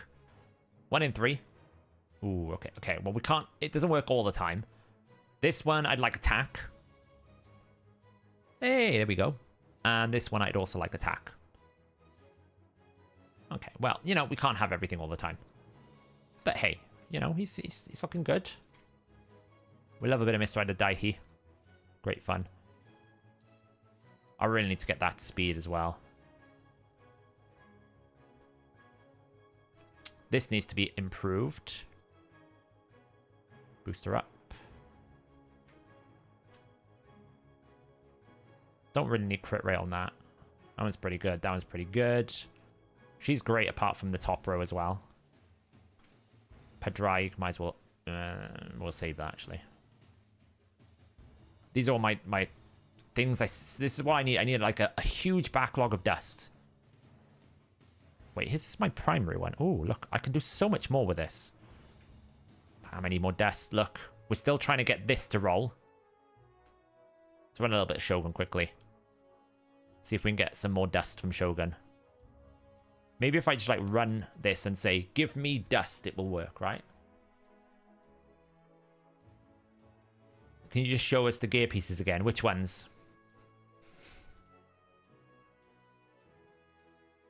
Best Hydra build for Mikage. I go Relentless and super fast. I've actually built my Mikage full damage. I don't know if that's correct, but, you know. The Hydra rework. There is no rework. I did see Ash's video, which to me was very much just what we've always heard. There's nothing new in that video. They haven't told us anything new that they haven't already told us, which is we don't want to nerf the champion. We're going to give new things to basically make it so that the champion isn't as powerful. We just don't know what that's going to be yet.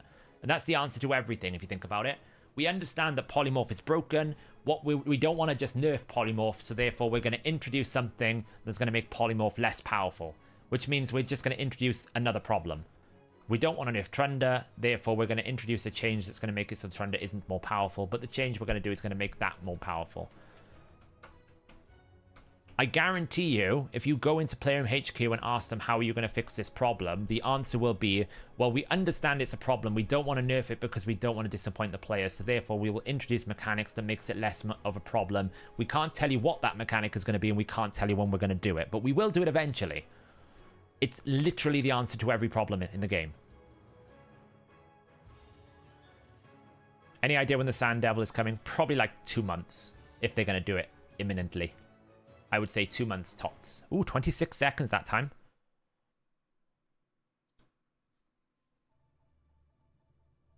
I think Intercept will be their concept of...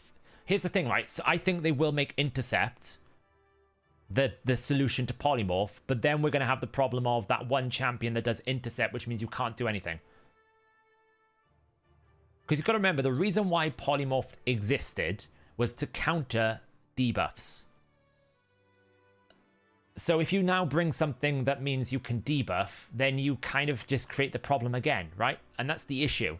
Instead of fundamentally figuring out why polymorph is too strong and fixing polymorph, we're introducing something to make polymorph not a problem, which is probably going to be more powerful and problematic than polymorph itself. It's like you fix a problem by creating two problems instead of just figuring out what the problem is with polymorph, which is really simple. All they got to do to make polymorph fine is make it so that you can only have one sheep on one team. You remove the fact that you like lose all your stats. Just make it so that the build that I have on the hero that gets polymorphed carries through to when they're a sheep, and make it so that the only one person on a team can be polymorphed. Then it's fine, because then you can strategically work around it. Maybe you bring someone that can do a debuff to polymorph them so your debuffer doesn't get polymorphed. Maybe you bring a very fast champion, so even if you do get polymorphed, you can get out of it very quickly. You can work around it. Right now you can't. If you get polymorphed right at the start of the battle, the game's over. And that's all the problem is. You know? And you've seen this as well. Because when they did the... this run's going to fail, by the way, because this always happens when I 3% a debuff. This team only will fail if I 3% a debuff on Riho.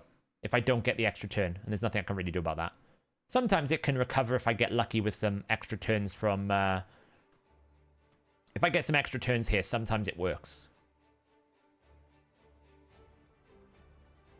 Like now, yeah, see, sometimes I can recover. What's the problem with debuffs, though? Well, Romantu is incredibly powerful.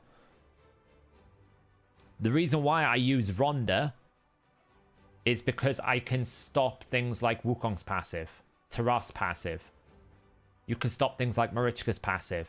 A lot of the things like Galathir's passive, right? You got to understand that block passive skills is incredibly powerful. So there's a reason why you want to counter it. The issue is they just punish you too hard. So if you just reduce the punishment, but still have it as a counterable thing, then you have balance. He's meant to be powerful, but he was too dominant, right? He just literally... He kills the meta half the time, you know? So... What about Ironclad? What?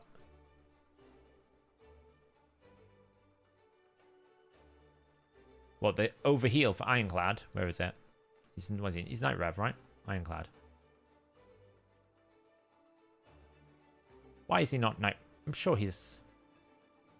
Wait, is he Undead Horde? No, he's not Undead Hordes, is he? Why can't I find him? He's not Dark Elf. Oh, he's Night Rev. Oh, he's Orc, is he? Oh, yeah, he's Orc. Of course he is. Yeah, yeah. Yeah, he's the overheal dude, right? I can't imagine you're getting enough overheal for that.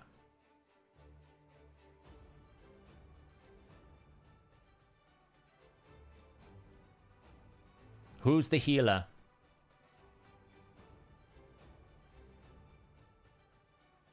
Aslan plus Ironclads.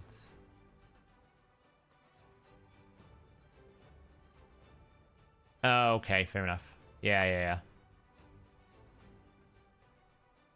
I mean, it's incredibly hard to enable, though.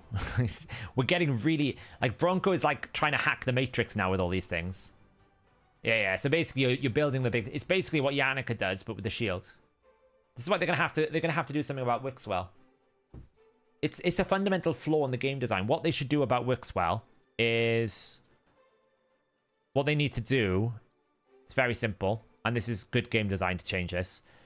They should change it so then increases the value of all shields. The value of each shield is increased proportional to the number of buffs which had the duration increased times defense. So instead of going 3% per buff that I increase based on the total shield, it should be 3% per buff based on his defense. So what you get then is a bigger upfront extension, but you don't have this exponential growth problem where, well, if I have a 200,000 shield, then 15% of 200,000 is way stronger than 15% of 20,000. This is just bad game design because it doesn't account for growth. So you need to change it. It doesn't need a cap. It just needs to be on a constant. The reason why Brogni is good is Brogni is a fine game design because it's always based on the damage. So the shield doesn't matter. He adds the same equivalency into the shield every time. The reason why Wixwell was pretty bad when we tested him is people just did one shot at it, right? They basically put a shield on someone, then tried to extend it. Well, that was going to always be small, because if you put a 15,000 shield on someone and buff extend by 15%, that's only like, what, 2,000 shield? It's nothing, very small. But if you have a 2 million shield, well, 15% of 2 million is massive, which is where Bronco is able to manipulate and figure out these things, right? Because if you can grow the shield to such an extent, then anything that interacts with that shield is going to be abused. So it doesn't need to be a nerf. That, in my opinion, it's not a nerf. In my opinion, it's proper game design. Because you can still grow a shield. It's just that you don't get to these absurd shield numbers, right? If you have it based on his defense, you can control how much it grows by, like Brogni. It's no different then. But because it's always based on the shield value, if you can grow the shield considerably, well, it's an exponential problem. Because once I get to 1 million, it's kind of like, I can visualize it for you here, actually, which is a really good way to do this. Okay, so if I do like this, right? So if we do this, just to visualize it. So if we go shield value, and we do, and then we just do this, and we do like maybe like 3, 4, 5, 6, 7, 8. Okay. Buffs. So what it's currently doing is it's going 0.03 times this. Okay, so essentially, the growth that you're getting at the moment is these percentages. Okay, so then what we can do is we can do this, like this, and then we can say times this times that. So right now, I'm gonna need it like this. That's fine. Yeah. Right now, this is the shield growth on attack 1, right? If we do like attacks here. Okay, so if we do attacks, right? So right now, for example, the first growth is bad. And this is why a lot of content creators were like, oh, shield growth is terrible. Why look bad in videos? Because all we were doing was kind of looking at it from a go in, extend, okay, extended nothing. Okay?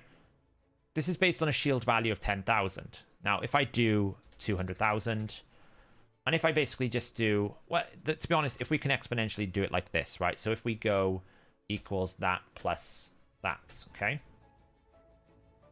I don't know why the best way to do this. Let's just assume we're going to do 3 buffs at the moment, okay? Let me just do this. So that was just to give you an example of the shield growth, right? Let's just assume we're going to have, I don't know, 6 buffs, okay? Well, basically now, what we're going to do is we're going to do exactly the same formula here, right? So this is going to do that. Now C2, we need to fix it here so it doesn't drop. So it means now you can see the next growth is much bigger. And we can do a bit of a comparison. We can basically do this. And then we can say divided by this. Okay. So we can see that it's an 18% increase. And if we just drop this down to 10 usages, and we do that, you'll see that it's an exponential growth. But what I should be doing is, so instead of it, it's always going to be 18% growth here, right? Because essentially it's a fixed variable. But the difference isn't so much what it is on a like for like. The difference is how much it's growing from the first one. So the first one is growing that. What we should do then is we should have this do this. And instead of it being dropped like this, we should do this. This is why it feels bigger. Because the first growth is an 18% increase, right? You're basically getting 18% more shield growth on the first one that you do versus the second one. And each individual one is 18% stronger. So every single one you're doing is 18% stronger, right? The problem is when you then compare the 10th usage with the first usage, the amount I'm actually adding to the shield is 344% larger. Why? Because the initial shield is bigger. Whereas if you did it the way that I think it should be done in terms of game design code, or which is better game design, instead of it being on the shield value, it should be based on the defense value, right? So we can copy all of this over here. Like so. And if we actually did this based on defense value instead, which say like we got him up to 6,000 defense with a defense buff, right? And then instead of it being added to the shield, you're not actually adding the value at all. Okay. Do you see the difference now when I do this? Okay. So if I just change these numbers over here to be G4, and then this needs to be H. Wait, why is that different?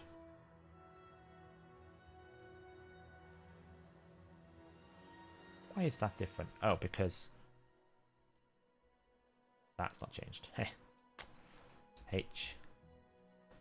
G. There we go.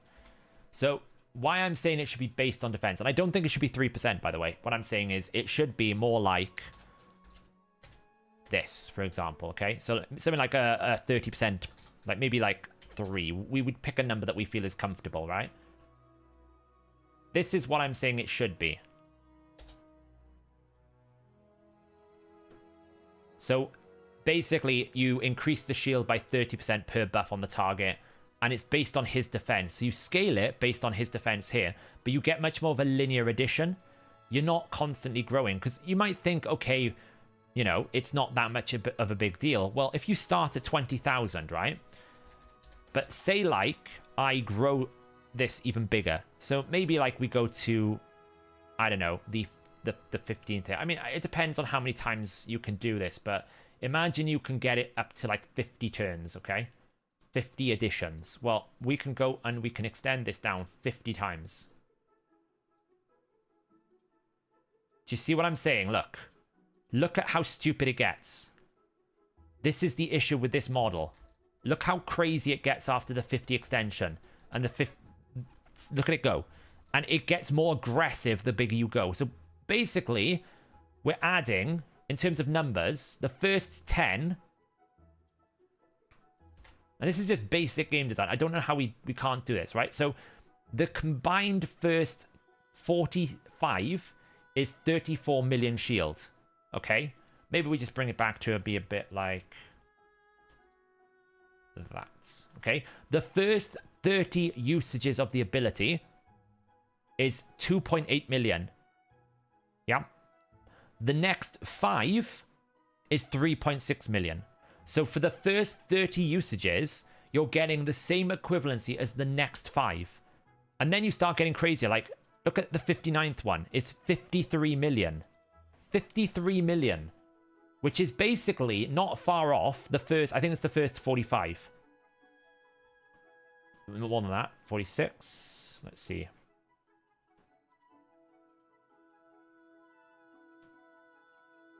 Yeah, so basically the first 48 is basically the equivalent addition. The total combined first 48 of those abilities is the same as the 59th. So this is where Bronco's able to manipulate it, right? Because what Bronco is doing is he's putting it in a team where he can constantly just do the extension. Keep going, keep going, keep going, keep going, keep going. And you start hitting critical mass where it's like, well, every single one of these is exponential. Imagine you can grow this 100 times. Right? Look how much it goes when you get to 100. Look how crazy it's getting. Look how far you can go. Like, I can't even fit it on an Excel sheet. So by the 100th, we're not even at 100 yet. Let's see. By the 100th usage, we're now at, let's see. We've basically improved our initial, what is it? Our initial growth. So comparing the 100th extension to the first is, what is it? It's million, 1.3 billion% stronger. 1.3 billion on the 100th usage. And as Bronco's saying, what is it on 9? Okay. By the 9th one, it's, oh, Jesus. Like, let me just copy this number. What is it? Let's see. 18.9 billion% stronger. Or is that trillion? I don't even know at this point. Is it trillion, billions? So this is the problem with exponential. This is why I say so many times. You'll hear me say it over and over till I'm blue in the face. Multiplying multipliers is a bad game design because this is effectively the same thing. Even though each iteratable step is the same, right? Every single time we use it, we're only gaining 27% more than the previous one. The actual start to finish is hugely different because of the fact you're basing it on an ability, right? You're essentially, you're adding to the value, yeah? You're adding to the value that you're multiplying from, which means that I'm basing off 20,000, then I take what I add to that, then I multiply that again, and again, and again, and again. So I'm effectively multiplying the multiplier because I'm increasing what my base multiplication is. Watch what happens if I do this based on a defense value, okay? So say like I start with 20,000 shield, okay? And I add this value here. Okay. And I'm going to do this exactly the same thing, right? We're going to drag this down like so. And I'm going to increase it here. Now, we're going to take it down to 100. Look at the difference. Oh, hang on. It's doing something weird here. One sec. Oh, it's because it's resetting. We just need to drag this down. It's still a strong value. Don't get me wrong. Look, we're still hitting 1.73 million. But it is not a shield equal to... Oh, God. Someone help me here. Hang on. Let me get the computer to read it.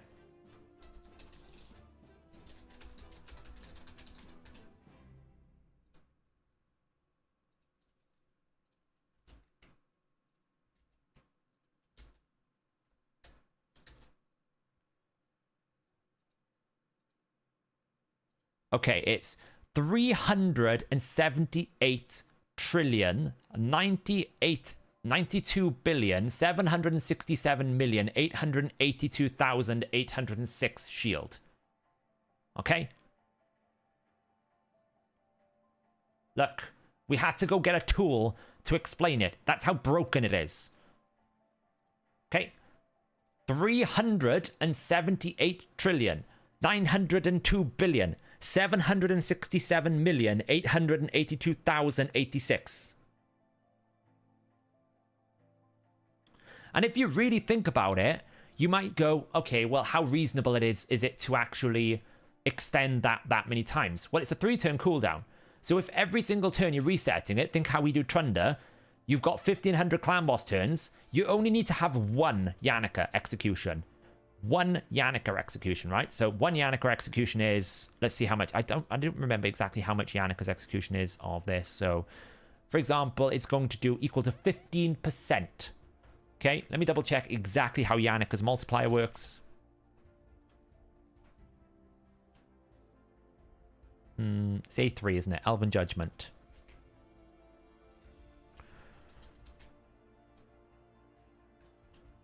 Okay, so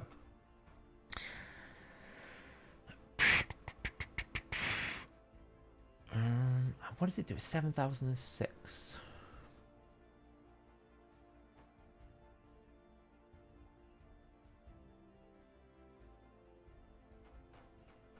This is a 3.6 times attack. And then it's just a straight 15% multiplier. Yeah, so basically, we take this value here and we go 0.15. So Yannicka's damage is basically 3.6. Say like we give her, I don't know, 7,000 attack, right? Say like we give her 7,000 attack, we give her attack buff. So it will literally be this times, say like we give her 300% crit damage, okay? 4. And then we go 1 plus that. It's not even correct. I've miscalculated it here. It should be like this. There we go. That's Yannicka's damage there. True damage.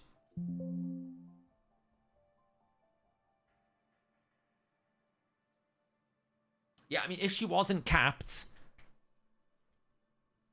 How is Yannika's damage capped at 330 million per head?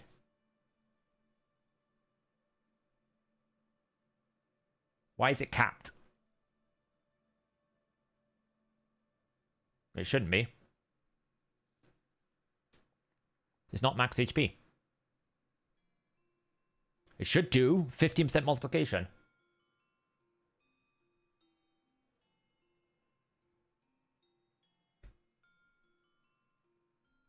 If it is, it's bugged. Okay? If it is, it's bugged because it shouldn't be. It's not got any caps on it.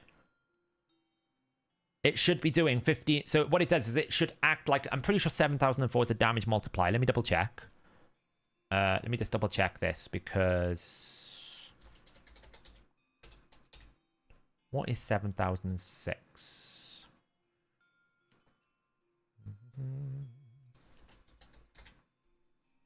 Yeah, increased damage. So it should fundamentally increase the damage by 15%. So it should literally be a take... I think it might, instead of being multiply, I think it adds. I think it just adds it in. I don't think it multiplies it. I think it must add it. It should literally just add to the top. And then all of this gets multiplied together. So it's probably something like this. And then that is times 4. Something like that. I don't know why it's capping. And again, damage shouldn't be capped, Bronco. That's what I'm saying. I think it's bugged if it is, because it's not based on any max HP. It's a 6,000 standard attack. It shouldn't be capped. Was your test with Ironclad capped, Bronco? Were you finding that was capped? Hey, Shooter.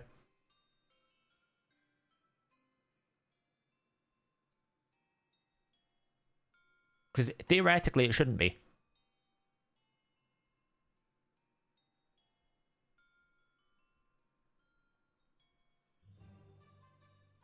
Ironclad cap 2.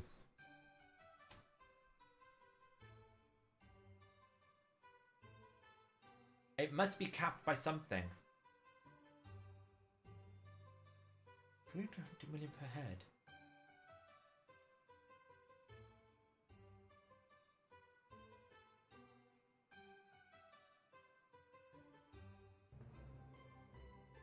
Yeah, I think what Geekbait is saying is correct. So what it's basically saying is if you had 330 times 4, it wouldn't be able to.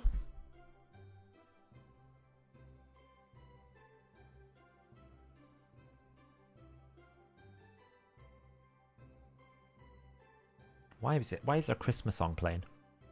It's very weird.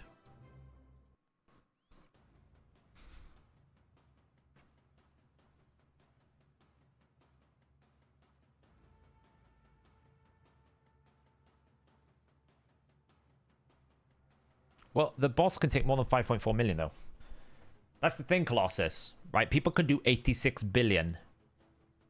The boss can take 86 billion. I've seen it happen. Well, it might just be slow. It might be quiet. Let me turn it up a bit. It's there in the background. I can hear it.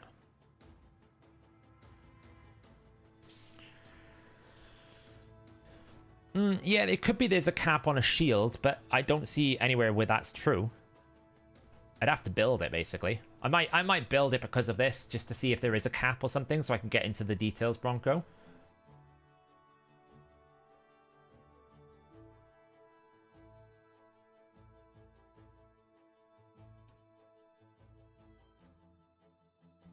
It could be that you can't have a shield that's larger than the integer value. That would make sense, right? What is the int 32 cap? What did it used to be in Clan Boss before they fixed it? They fixed something in Clan Boss for this, because Clan Boss used to cap at about 2 billion with Cadaver. What's the integer? Is it 214748367? Yeah. Okay, so if that is the cap, right, and then we basically go 0.15, then that would be 322. That's why there's a cap.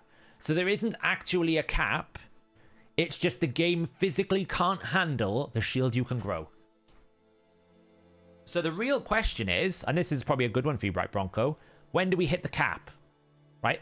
The actual explanation then is, if this is the cap of a shield, when do we hit it? So what we do is we go into here, and we go, the cap is this, right? So if we take this cap here, how did I pull that number? Someone wrote it for me above. Armenian God wrote it for me. I'm not that good. Okay, so the cap right now is that minus that. Okay, so whilst this is a negative value, we're good to go. So we can basically say, just quickly here, insert here, capped equals if that is less than 0, then no, otherwise yes. Okay, and then we can drag this down here. Let's just fix D3, D1, so it doesn't change. So when do we get to cap? So basically, this is now an efficiency effort. At what point do we stop? Okay, at what point can we stop generating shield and just kill it? Because effectively, it's like a one-hit wonder, right? So right now, for example, it depends on when you start the shield, right? So Bronco, how do you generally set up the shield? Who do you use?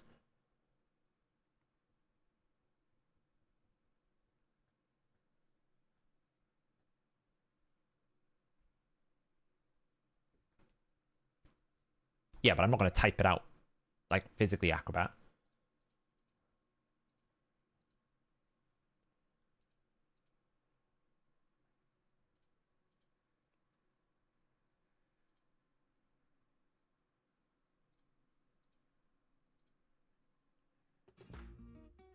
About 40,000 shield, you get damage at the beginning, so it's hard to charge. Let's just take 30,000 then, Bronco, right? 30,000.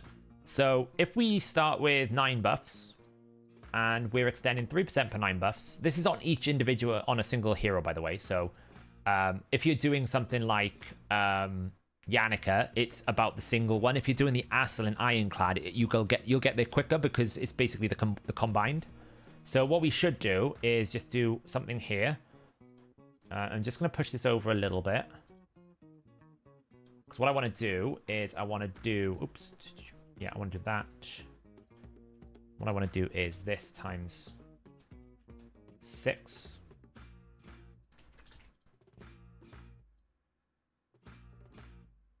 So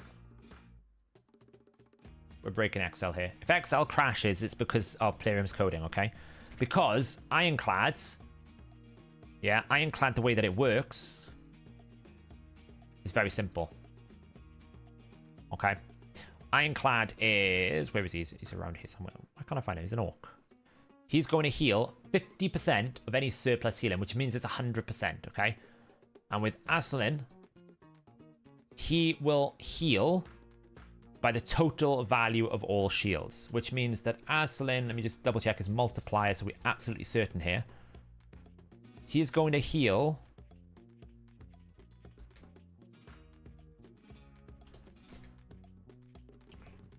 by total shield. Okay, so total shield. So in order for us to cap, what we need to do, just do this a second. Oop.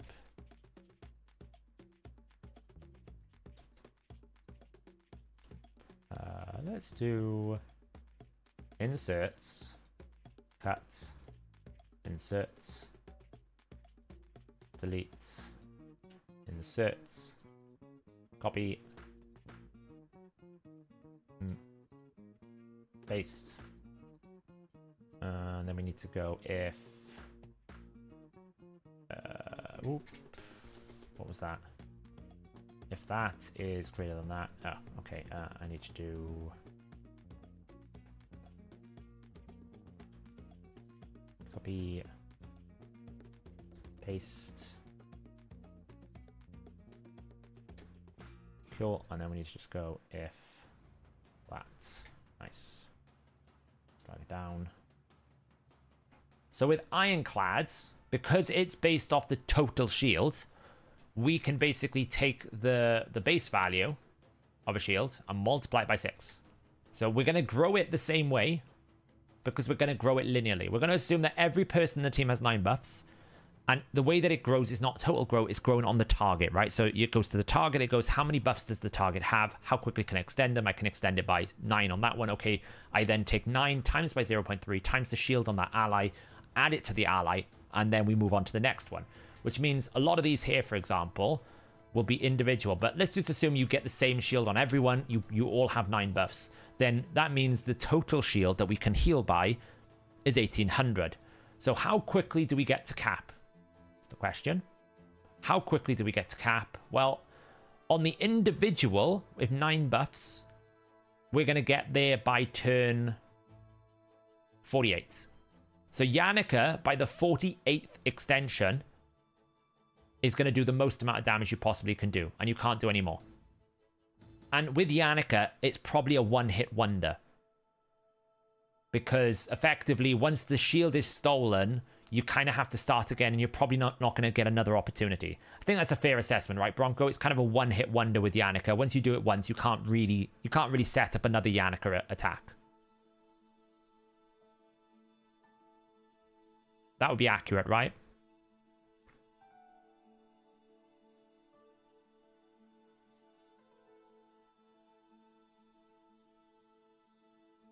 I've not built this. I just want to clarify that. Togron can, but let's just ignore Togron, because I feel like Togron is a bit awkward anyway. Like I'm just gonna say, like, generally for the average player, they might not have Togron being a void legendary. For the average player who's picked up Wixwell, will get Yannicka, because Yannicka you can get from the clan shop. I'm assuming without that is a one-hit wonder, right? If you don't have the Togron, you kind of have the buff spread. You get the shield grown, and you give that shield to the Hydra head. The Mischief head steals it, one-hit wonder, boom. Slayer obviously on top of that and everything else like that, you know. Slayer's second hit will get capped by 10% max HP, yes, but you can multiply it with decapitation, so it kind of can get an extra growth. Okay, cool. So basically, by turn 48, you'll hit your cap. Congrats. And then you do, what is it, 330. Basically, you will do a maximum of 2.14 billion to the Hydra head. Can't do any more than that. Okay. Can't do any more than that. But here's the thing. This assumes true damage, right? You might need to go above that to get past the true damage. However, with the Ironclad, you're at cap by 41. The 41 attempt is there.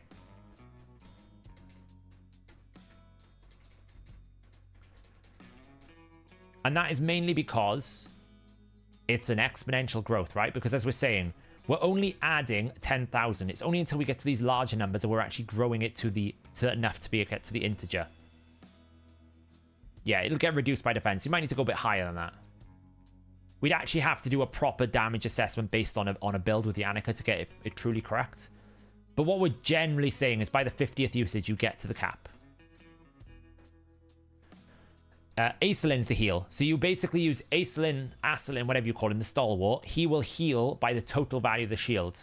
And then the 50%. Actually, we need to do this even more because it's 50% of the excess, isn't it? So it needs to be higher than that. Yeah, 50, because obviously, as Bronco says, like, it's a 3-turn cooldown. If you can't do it every single turn, then yeah. No, he doesn't heal based on the sum of shields removed. He heals based on the total shield. Then he removes it. So technically, ideally, you'd never remove it, but yeah. It's kind of the same thing. The only thing I would say with Ironclad is it's 50% of the excess, isn't it? So in essence, actually, we need this to be higher. Because this at the moment is like 2.147 cap, right? So she's going to take... So if I go to where this cap starts there, which is that... 340 million times 15. And then obviously you can do things like you can put crit damage and everything else like that with that. So it should be a little bit more than 41 for Ironclad because it's half. So we need to double it. Right, because at the moment it's going to do cap and then we need to add the multiplier. And I'm pretty sure Ironclad can't crit. Let me double check. Maybe it can. I don't know. I think it could. Let's see. Excessive healed over 100. Can it crit? Can it crit?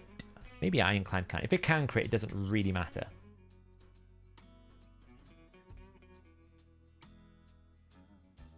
It can crit. There you go. It can crit. So, because it can critically hit, and because all our goal is to hit the single highest integer value of a single damaging effect, you probably don't need to go as hard as this. Because this is only giving us the true damage number. This will get reduced, but then you're going to multiply it back up by the crit damage, masteries, book values, these sorts of other additions. It's stupid. But going back to what my original point I was trying to show you was, which, you know, if I just hide all these cap values and stuff like here. All right, if I hide these values. This was my original point. What they should do is increase the shield based on a fixed value, a known quantity. Brogni does this, right? The damage that I do is a fixed number. What I'm not doing is growing it on something that I can grow. I'm not multiplying the multiplier. So what they should have done to make it accurate is this. Why? Because what you get is a better usage. Firstly, you give us more shield growth up front. Okay? It absolutely would need to be more than 3%. I would say it would need to be like 30%, right? Every buff is 30% of his defense. Because it's based on his defense, the bigger defense you build, the better the shield growth. Great, I can plan it. And his shield is also based off defense, so it feels good to do it off that value. So up front, we get a lot more, right? You can see, like, comparatively, I'm getting about 2 divided by that. My first cast is stronger. If I just do this a second. Like this, okay? So my first cast is 220%, but you'll see how it changes, right? The second cast is 50% weaker. The third cast is another 50%, then a 50%, and then by the sixth cast, this other one is taken over. But look how linear it is. I'm basically growing it all the while the same way, which means that, yes, I'm still making the shield bigger. Up front, I've got to start... I start the shield bigger, but by the point I get to, like, say, this point here, where is it? It's going to be this point here. By the 18th usage... That's when the current multiplier massively overtakes our one. Because you can see now that's getting up to double, triple. You see how it's just much more of a linear curve? You can still grow the shield quite strong. But what you don't get to is this comparison. Right? Look at this comparison here. I mean, I don't even know why it's capping at 100%. It's not even 100%, right? It's way more. I don't understand why it's only at 100%. How is that even possible? Like, that's the difference. Then it's that divided by that. Wait, why is that 153 million? Oh, it's just such a small number, it doesn't really matter. That's why.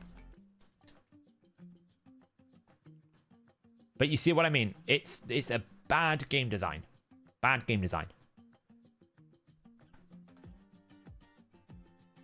All they need to do is change Wixwell, because I feel like this is a buff to me. Why? Because I feel like I get more usage universally. Yes, it nerfs the extreme edge case, don't get me wrong, but this is such just better game design. It's better game design. How nobody in Playroom thought about this problem, I'll never know.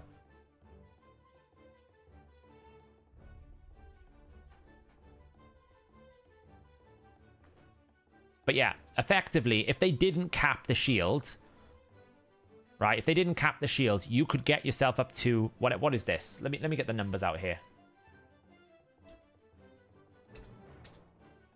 153,127,570,992,245 shield. If they didn't have the integer cap.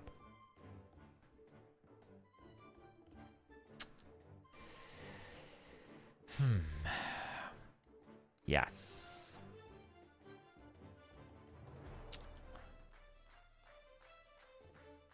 Seems okay to you? Yeah, you know. The only downside, Bronco, and this is where it will never beat Trunder, is you are capped. You can't really make it do more than what you got, right? You're never going to be able to get more than, like, you've probably pushed it to its limits, right? You're not going to be able to grow it any further because of the cap. The cap is holding you back. If you didn't have the cap, you could keep going. If there was literally no cap, this would do the way that Yannicka works, right? If this was no cap... Well, it's not even that, is it? It's, what is it? Like, what's actually that? What is that? Oh, that's not even the shield. I made a mistake, actually. Sorry. The shield... The shield is actually... I made a mistake. The shield is actually this. The shield is actually 567 trillion 139 billion 151,823,129. I made a mistake. But essentially, what that would do is it would go C50. So let's just actually get the number here. If there was no cap, this is what it would do. It would mean that Yannicka does this damage, true damage. It actually would physically break the game. 340 trillion damage. Yeah, that's how broken Trunder is, by the way. Trunder can literally do more damage than capped. There you go. But yeah, I mean, this is it, right? So for me, this is why when we first used Wixwell, we're like, oh, it's terrible. Because you're only adding a very small shield. Right? The shield growing was very, very, very small. You couldn't see it. So if they actually modified it so that you had a better upfront shield, like Brogni's, then it's better. But this is abusive, the way that this mechanic works. Look, it's stupid. It's stupid.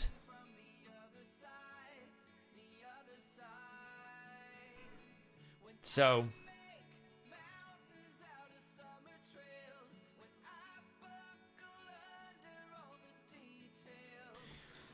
they essentially, right, they don't have to... Here's how funny it is. The reason why they haven't done anything about Wixwell is because the game physically protected them by the fact that it can't go more than the integer value.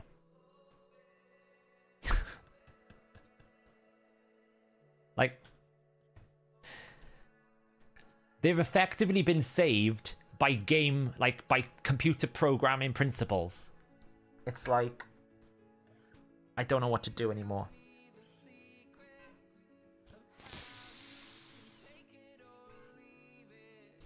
Oh god, imagine if they put 64-bit in. We'd be screwed.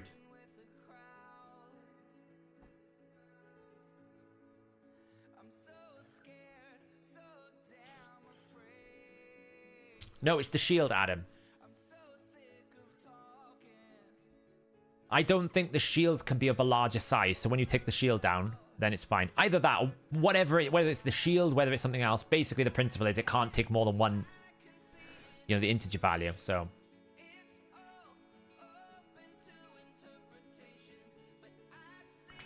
because we worked it out down here, right? Look.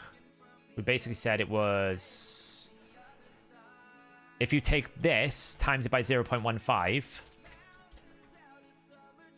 there's your 322. It's the shield that caps. It's not the boss damage. It's the shield that caps. Because she takes 15% of the shield value, and that's the damage she does. It's the shield that's capping, not the boss.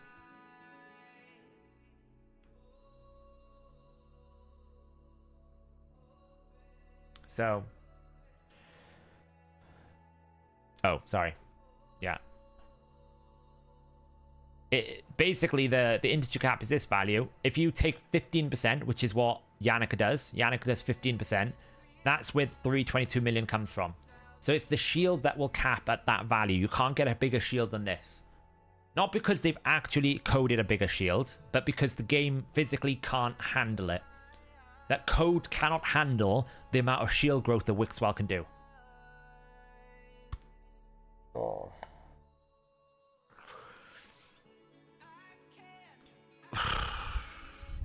It's so stressful. Like, Excel can tell you this problem.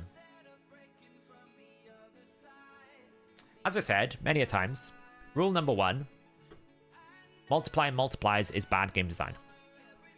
Anyway, everyone should give a bit of plaudits, by the way, to Bronco for actually breaking the game. It's always fun when you do this. Harken back to the day when people were breaking Clan Boss, right? Before they fixed the whole turn count thing of Clan Boss.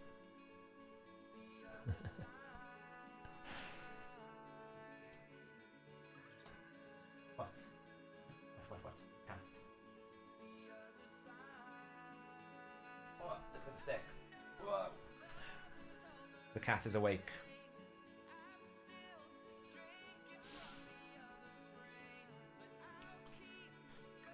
Why is the number that the shield stop at? Because it is the integer 32 value, Matthew, and the game, I guess, is coded in 32-bit.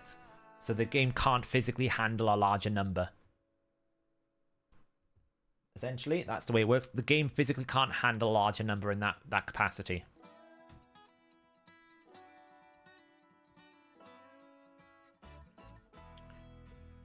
Yeah, I realized, you know what, when I actually wrote the title today for the video, what I didn't realize was I actually can't do the fastest team because I don't have double newt.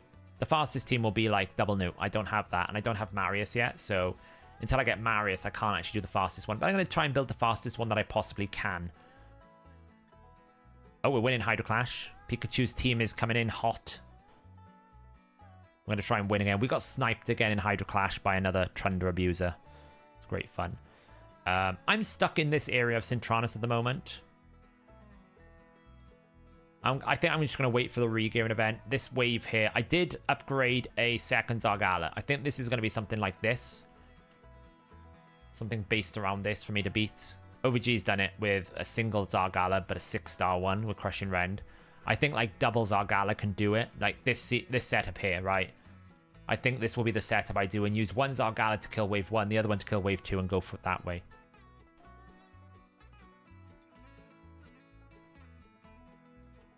So, you got Marius. All right, yeah. Hey, Martin.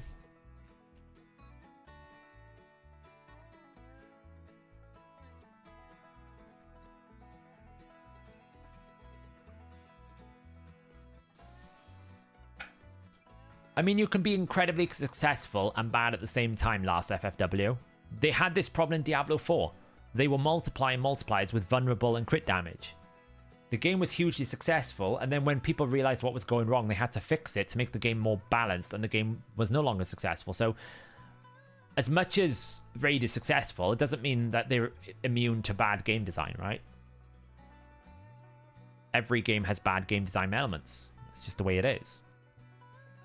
Who do I use for Fire Knight in Centranos? That was my team. Dark Kale. Dark Kale was really big for this.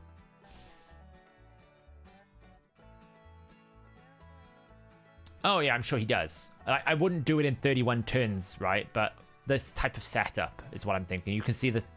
What I'm saying is you can see the setup, right? Double Zargala. Because you can use Zargala's...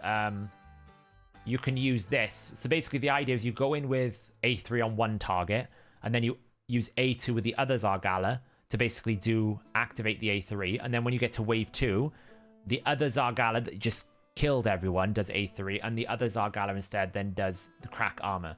So you should be able to knock out a good chunk of both waves, and then when you get to wave 3, you do the same thing. That's what I'm saying is the way to do it, and use other champions to keep them alive. I won't be able to do it in 51 turns, but I think that's the best way forward. This, I don't know how I'm going to do. Honestly, I don't know who to use. Like, I don't know how to beat it. Because I don't have Frolny. I don't have double Michinaki. So I don't know how to beat this one, honestly. I don't have Toshiro. I don't have this dude. Whatever his name is. And I don't have double Michinaki. And I don't think Gronjar applies to that, does he? Like, this is a magic defense HP. I'm pretty sure Gronjar's force. Yeah, he's force, see? That's the only one. So I don't have Gothred, so... I don't actually know if I can do this stage. Like, maybe with the right champions? Maybe with, like, Artak built up? I don't know. I don't think I can do it.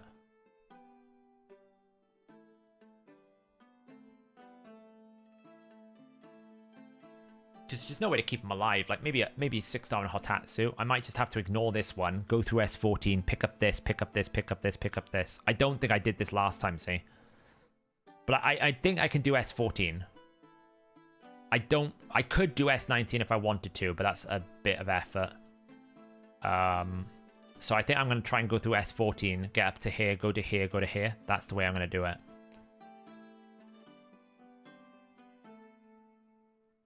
I can't at the moment because I haven't fixed the solution for the way that they're now doing Cintranos, where it's randomized.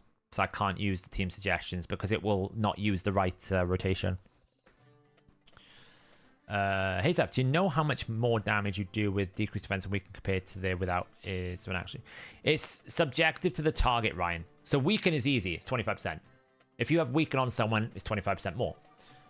Decreased defense depends on how much defense they have to begin with, because the calculation version that determines how much ignore defense you have will change then. So, Nitesh, thanks a lot for answering my question last time. I've been playing Raid for almost 4 months now. The funny thing is I pulled 2 corpse collectors. Is she... Oh, Nitesh. The reason why I laugh is I've never pulled a corpse collector in 4.5 and 85 years. She's actually quite good for... like someone like Sand Devil. She's actually quite good in Sand Devil because she pumps a lot of debuffs.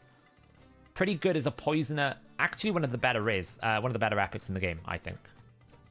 She's not trash. She's really not trash, actually. Like, if you think, she's really good for Sand Devil because she will put, what is it, 3 debuffs, and then she can put another 2. Also, 100% chance of heal reduction and decreased accuracy and Amius is not bad at all. Also get a leech on a 50% chance. Great for clan boss. 3 poisons on clan boss on a 4-turn cooldown with a leech. You also get a pretty good arena. Oh, arena run is pretty like 106 base speed. She's actually better than I don't think she's terrible at all. That's why I'm annoyed, because actually I think I could do a lot with Corpse Collector. I just can't summon her. I'm starting to wonder if it's just not like this champion is just not available to me. You know, it's like S15 is super hard. Where's S15? This? I got Ancora. This won't be difficult for me because I've got Ancora and I've got Apothecary. Apothecary is the cheat code here, and Ancora is the cheat code as well because you keep resetting the max HP. So you've got to kill the queen quickly, but our attack will help kill the queen. It's not too bad at all, this one. This one's fine. Or you could just, like, do it in 6 turns with Double Thunder. There's that Finer coming in, by the way. Because you can reset. Herndig's really good here as well. You see a lot of Herndigs being used. But Apothecary is really big for the boss. So, hitting the finite with the boss. You kill the queen as quick as you can, then you can all in on the boss, right? Because you've got 4 hit, 3 hit, ally attack. You want me to pull an Ancient Shard? Alright, I'll pull an Ancient Shard. There you go, look. I'll pull an Ancient Shard. It won't be legendary, it'll be rare. There you go. It's a Beast Wrestler. Is there any reason Minto's not included in team suggestion area? Yeah, because this really, you just need anyone. Anyone can really do Minotaur. And what it would do is it would generate so many teams that it would just overload our database. So what we just felt it wasn't worth it. It's too much variance.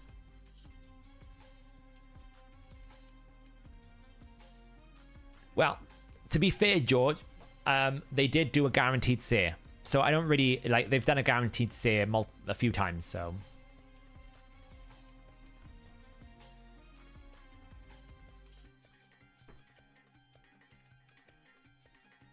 yeah. So, Dark Fate. I still think this is the best team that I can build. I don't think I can build another better team.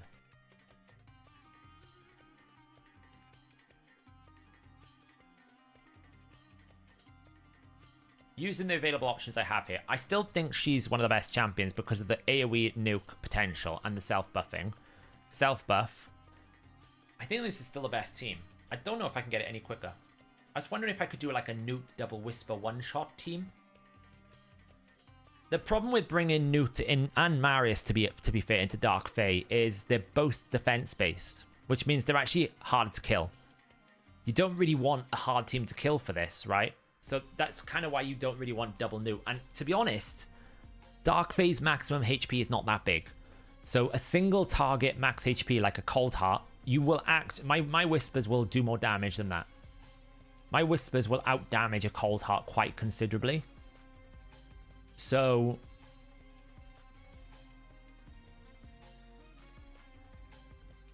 it was kind of like, I don't really need the Cold Heart.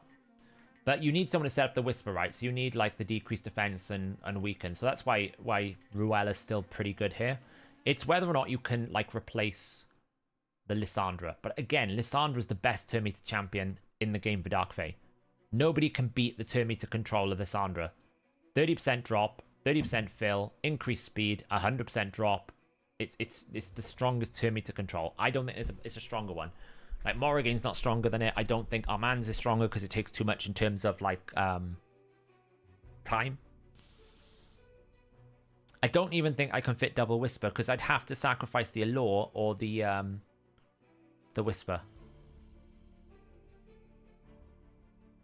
You don't need a Lissandra. Like, I can replace this with Deacon or Morrigan. I'm saying she's the best. Right? She's the best at it. I'm not saying she's the one that you need. I'm just saying she's the best option. I could do it with Deacon. I can do it with Morrigan. I can do it with Armand's. I can do it with lots of others. Just she's the best at it.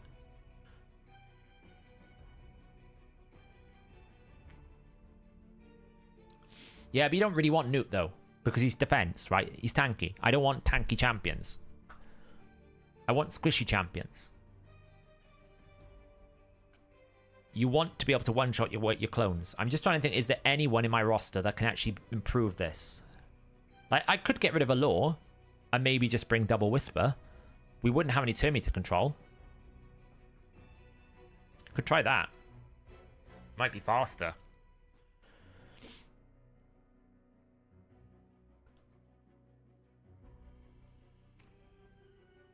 Yeah, but again, I don't actually think... I'm pretty sure my Whispers can out-damage a Newt. Because the boss doesn't have that much HP, right? The boss has got very, very low HP. Comparatively. So, like, you know, for example, on... if we just compare it to Stage 120, the boss has only got 2.8 million health. So, Newt is going to do 280 times 3. So, Newt will do 8.4 mil. 840,000. Right? He'll do 840,000. If I just bring someone to kill the clones a second. Who have I got this faster can kill the clones? Probably you.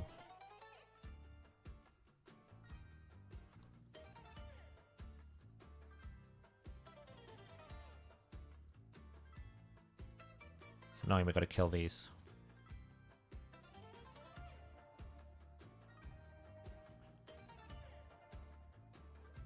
I love how they always put things like Daywalkers on these waves. You're just like, why is there a Daywalker? Why do I have to have like Skull Lord Vargal's Daywalkers? They're just stupid, you know? I do have Basilius Roanus, yeah. Kill. Kill. Kill.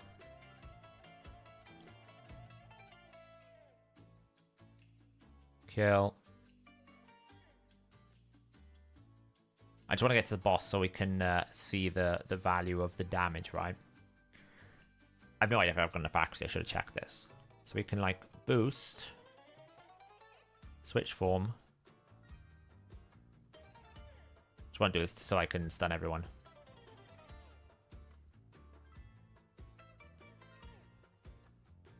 There we go. Boost, Zac. Kill.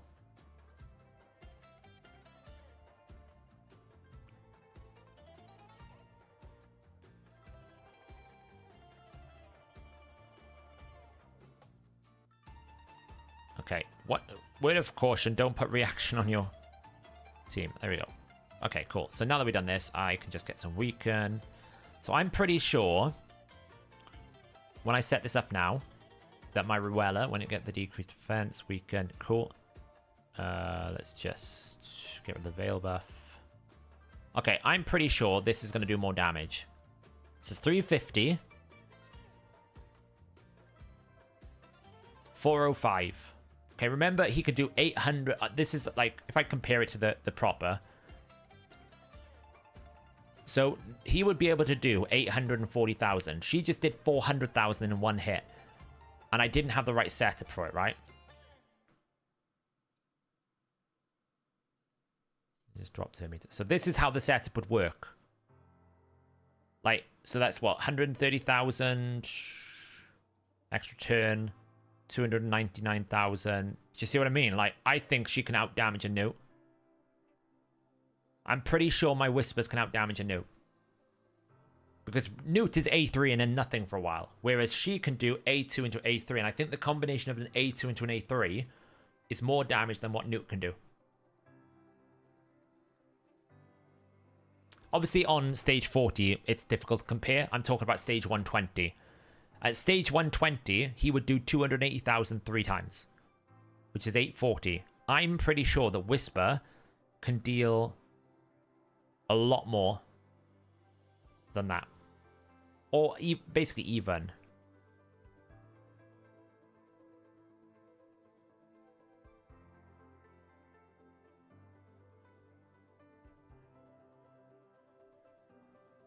I could kind of ignore defense. Maybe.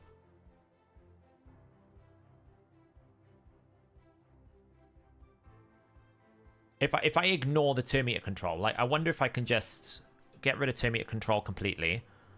If I build, you're okay, aren't you? Like you've got enough accuracy, you're just a bit slow. If I build Garrel, Garrel's fast enough. And then if I just build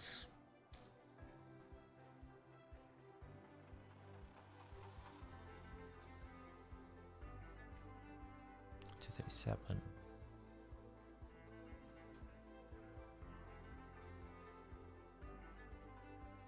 He'll get it as well. I mean, yeah, this could work. Right, so what we do is we just A1. He's going to be too fast, though, I think. That's the problem. Yeah, Newt can't work in this because my Newt's, like, super, super fast.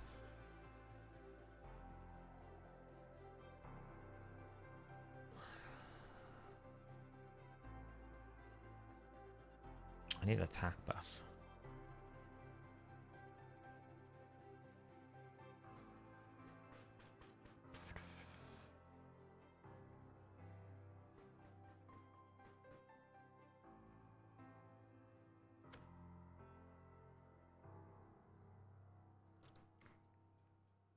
You're too fast as well, aren't you?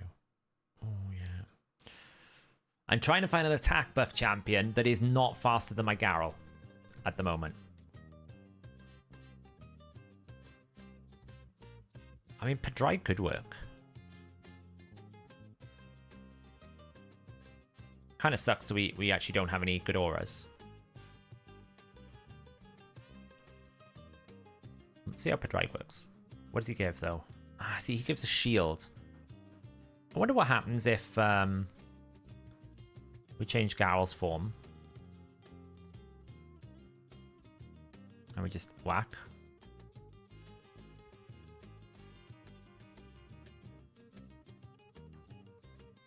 Do we now get increased attack, or do we still get shield? Yeah, we do. Cool. That's great. That's okay. Nice. Like, these Daywalkers, so annoying. They slow the run down.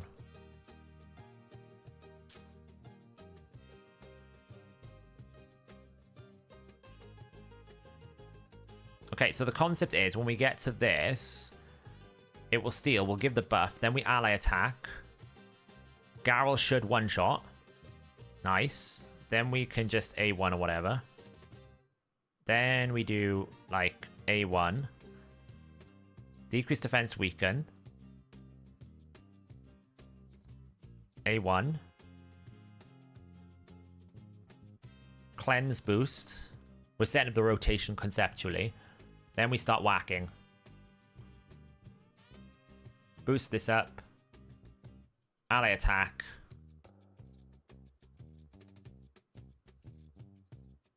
And then this is where I'm saying is a finisher.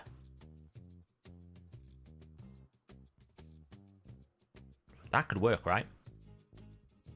So if we set up the team here,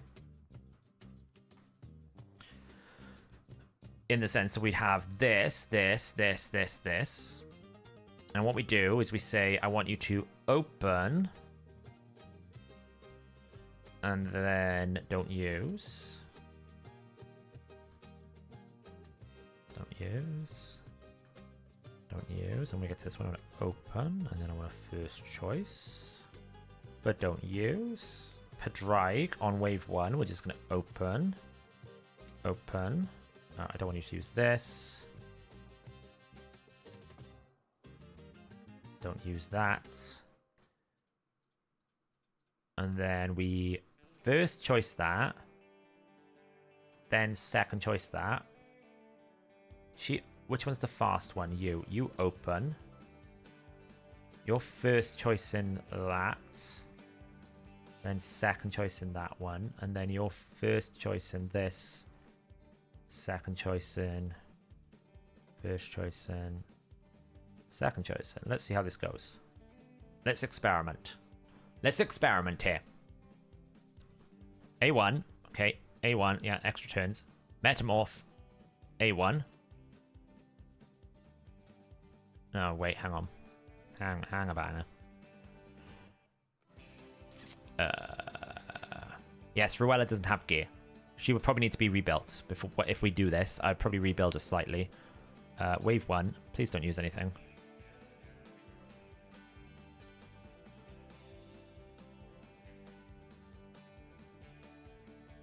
Don't want you to use anything on wave 1s.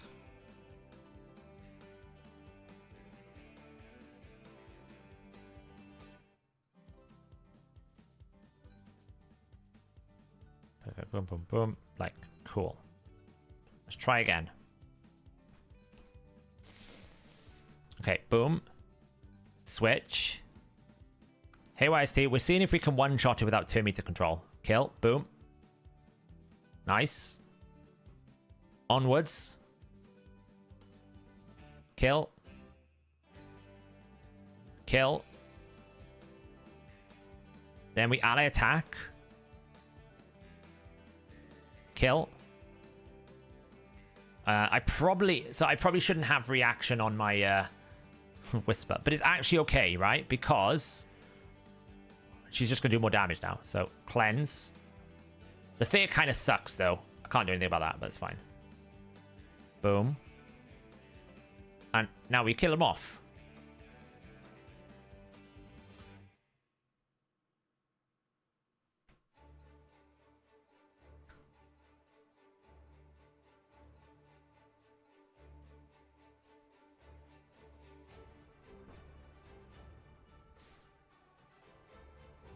Who needs turn meter control? No, he got feared himself, Geekbait. That's the thing. If I built Pedrike to have resistance, then fine. Right? If I made Pedrike have resistance, then okay. But he got feared himself. Yeah, it'll work on 120. Like, the boss is going to get ripped to pieces. Like, 40 is... Let's see. 40... We're at 9,000 defense. Yes, it will work. It's, can I get Pedrike to 355 resistance to make... That's the only thing that will make it not work, is because if he gets feared on the A3 himself, then, you know...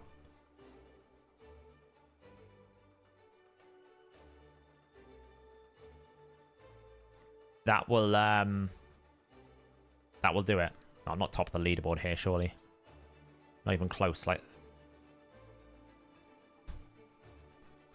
this is what I'm saying. Like, just bring 3 newts.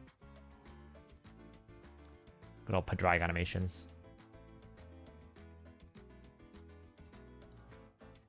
So you don't even need Baron for it. Obviously, Baron's quicker. Where is he?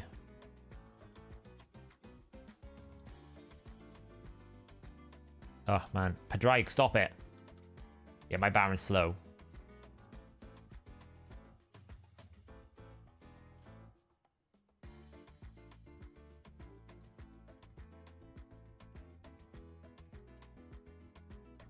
Or you can use... the reason why I like using Fulgur is Fulgur will self-buff every single turn, right? But it doesn't have a multiple AoE. But you can use Baron, for example. Works great. You can use anyone, really, that has multiple AoEs. They'll do the job. Like, I can probably use a Skull Crown. She's super slow, though, so like, I can use a Skull Crown to do it. I don't even think that... Actually, tell you what I'll do. We'll just do this. Yeah, but that's because my Vlad is not built to do that. See what I mean? You can use a Skull Crown and do it. Like, my Vlad is built in a weird way. Right? My Vlad's not built that crazy. If you added 40% more crit damage, he would do it. It's just my Vlad's not built that strong. Like, you could use Fushan. What's my Fushan built at? It's too slow. I need a faster champion.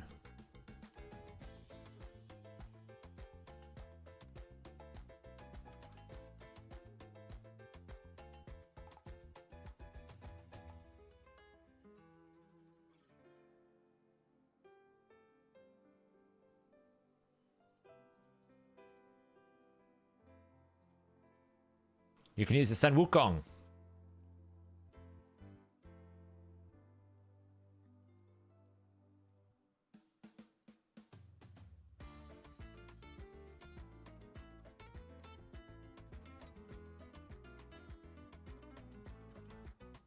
By the way, don't use Sun Wukong against Dark Fae. I'm not saying for this one. I'm saying in general, right? Don't use Sun Wukong. Yeah, but my Vlad can do all stage. I mean, the waves, stage 120 waves are really, really squishy. It's like 5k defense. Vlad will cut through any wave. I use Vlad on my Doom Tower climb team. Vlad is my main carry for Doom Tower. So, I know he will be fine. You know, anyone with a strong AoE can do this. That kind of wave clearing. Because the waves on these boss waves are generally not a problem. There's only one which is really annoying where you fight Skull Lord Vargals, and that's because you lose max HP more than anything else. It's not really like it's difficult to kill. Like, you can kill these waves very quickly. Like, I can kill it with Fulgur, for example. Works really great. I can probably kill it with an Alika. Alika's not even built in anything sort of crazy damage here. Like, Alika here is not even built in Savage. And she's pretty much, like, the only difference is she's not built in Savage. If she was built in Savage, she'd kill that. She's built for Clan Boss, so she doesn't need the Savage damage, you know? I'm trying to see who I've got that is built that would work. He's not bad. He's a bit slow. He's not got crit rate, so it's a bit of a problem. Are you built for damage now? Or are you still built for CC? Bit slow. I'm trying to remember who I've got built. I'm slowly building people up.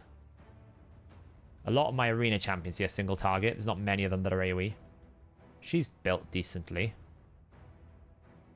I don't think Siege Hulk is built properly. So she's got that. Yeah, see, she's not booked. Like, Xena's not booked, so doesn't have the same power.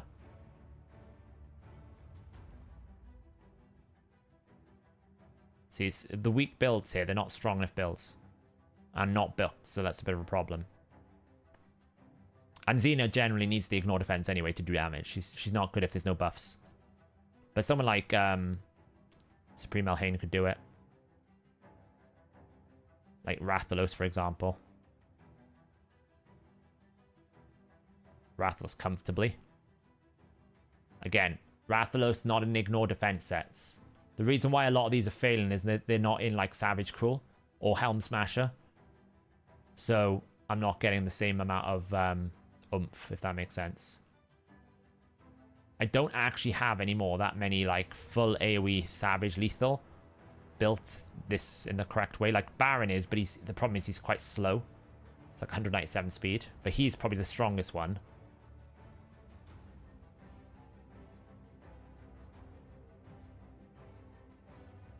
There you go. See what I mean? Baron's A1, that was.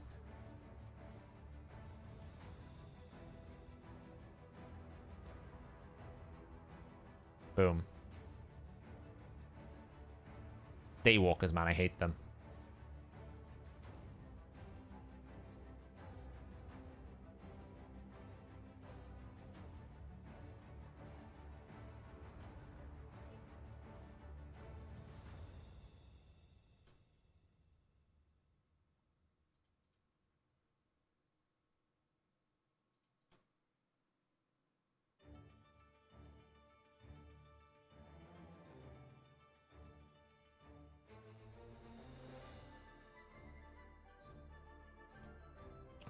Stupid fear.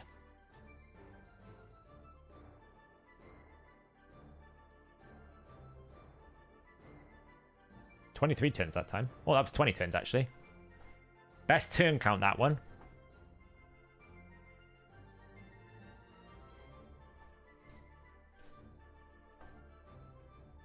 Trunda build, she's kind of built really slow because she's built in my my Trunda carry team. So she's currently like, I don't even think she's 100% crit rate. She's built exclusively to work with Shu Zhen, so not really going to work. You know, Cupidus maybe, but again, like I think I've broken him up a lot. Just don't have that many AoE max HP, like any AoE big nukers like that anymore.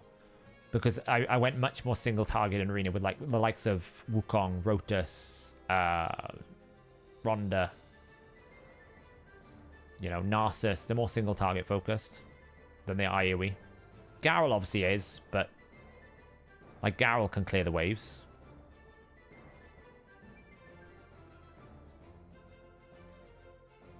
She just needs a turn to get going, you know? Like Garrel can clear these waves, no problem.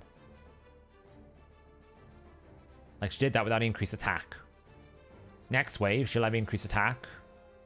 Not a problem. There we go. Boom.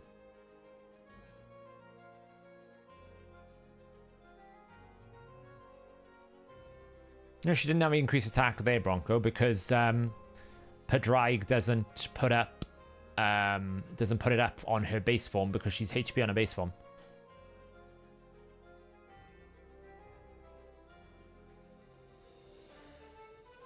I mean, it's a +4 Baron, to be fair. I mean, I can't compete with a +4 Baron. It's not bad damage. She's not built in Ignore defense sets. Like, you're asking me to compare my Baron to a +4 6-star Awakened. There's no way I'm going to be able to compete with that, but my Baron will still kill it. Like, I can show you like this. It's not a problem.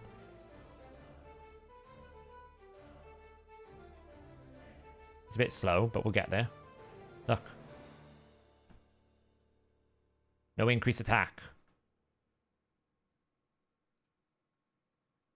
This one needs a bit of softening up, but even if I didn't have increased attack, I could basically find an extra way to set up someone so that I could do a bit more damage, and then set it up like that, right? So I can set it up to work.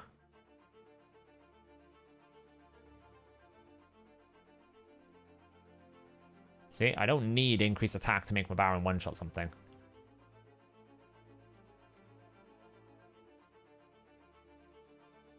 It's always fun when that happens. Set her up. Ruella 3% did. So, you know, this one's not great.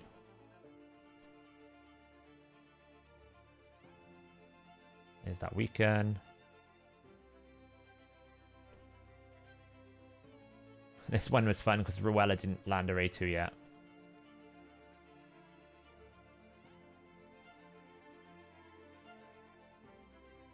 There we go.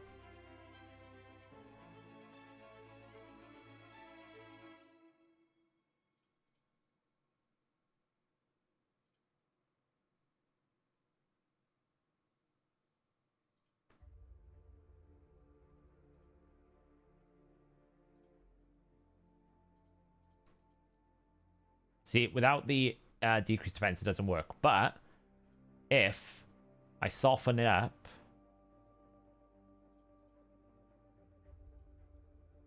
I need a bit more softening. If I built Ruella with damage, for example, I can even do this to basically soften it up. Then A1, that will kill the wave. Daywalker dies. And then A3, one-shot the wave. No increased attack needed. And then we get to here. Should have saved the A1 decreased attack, but we can basically target the Ruella. If we didn't have reaction on everyone, that would work. Only problem is, we have reaction on people, so... Generally, it's not a good idea to run reaction on this team. Because that's why we died here, because we procced reaction. Because Baron is in 3 reaction, so, you know, but it works. I don't actually need increased attack. That'll work without it. So, now try the mythical without increased attack. Okay.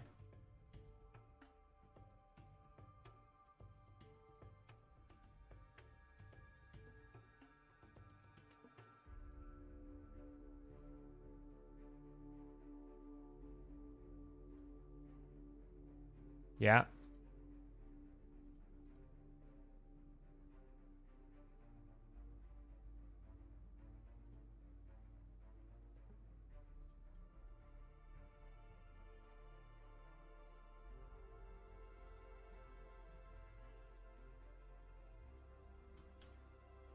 Might actually be faster without Pedrive this. Extra turn. Boost. Boost.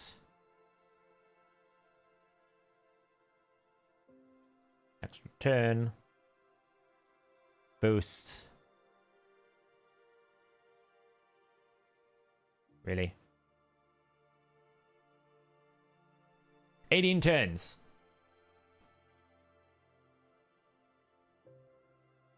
Garrel is nuts. Garrel is crazy, crazy damage.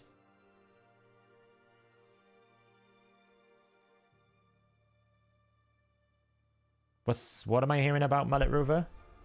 Wait, what?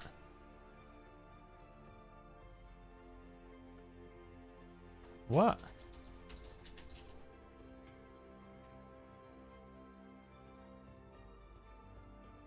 What am I hearing about Mullet Reaver?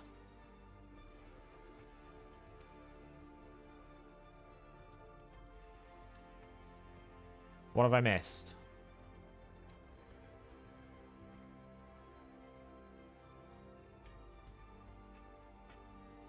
Mod said he passed away. What? That's crazy.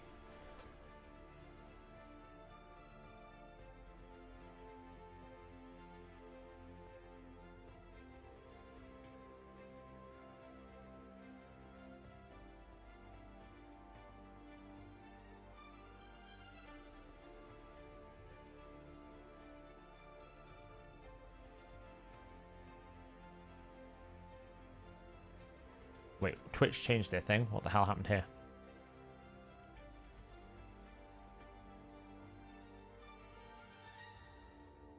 You got me panicked now. Joining the Discord to see.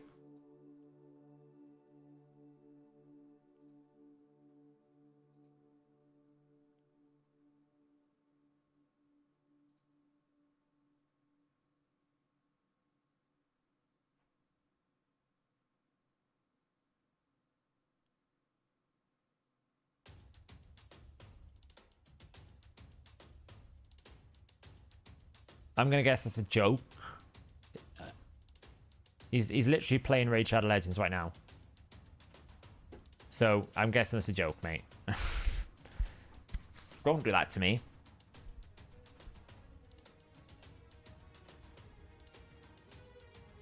I don't know. Maybe he's just stop. I mean, his Discord shows he's playing Raid Shadow Legends for 9 hours. So I'm gonna guess he's joking. Okay, but don't like.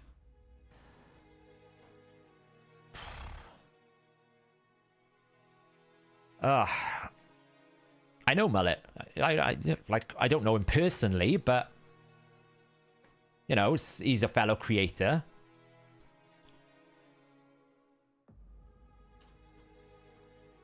That's a really stupid joke. But yeah, or Garrel can really do some numbers. And the important thing is, like, Blood Rage is really important. Like, often the extra 12% you get from killing on the Mastery is really good. So the A3 will always one-shot. Really strong. I wonder if I don't even need Pedrike here. Like, this is just quicker without Pedrike. And this then will always kill now that I've got extra damage.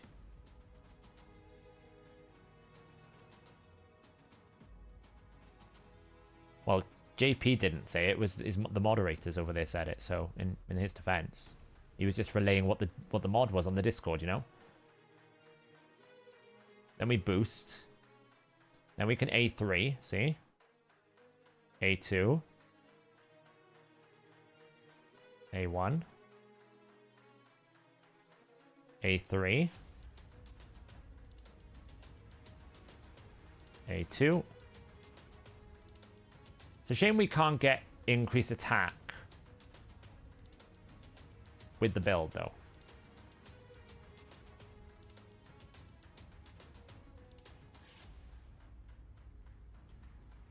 That's the only shame we can't get increased attack with the A2.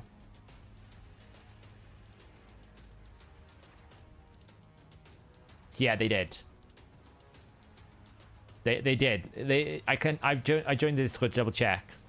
Noba asked when he's streaming, and someone said probably never because he died. I'm guessing they were joking, but some people take these things on face value. So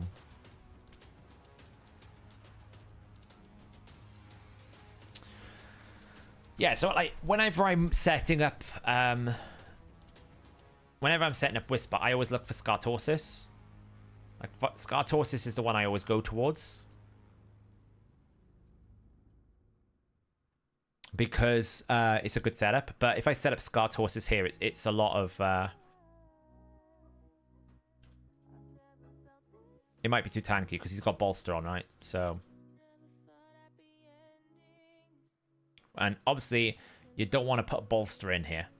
He's set up specifically for Shogun, which is why there's a bolster set.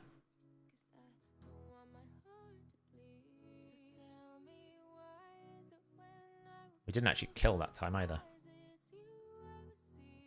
There we go.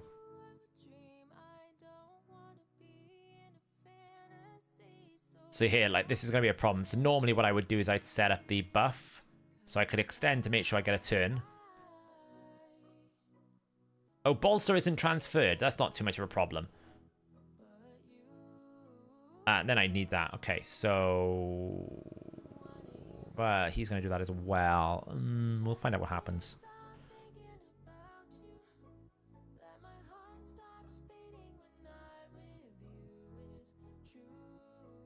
Probably because I just took gear off her. If I was to do this, I'd re-gear her back into full damage. I just probably took... She's probably missing one piece. I might have a look now to see if I can do it quickly.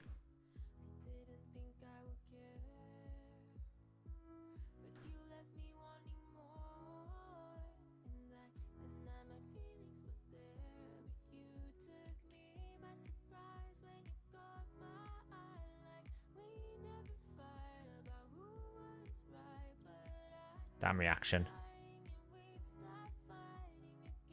If the ring wasn't so good, I'd take it off. But it's such a good ring.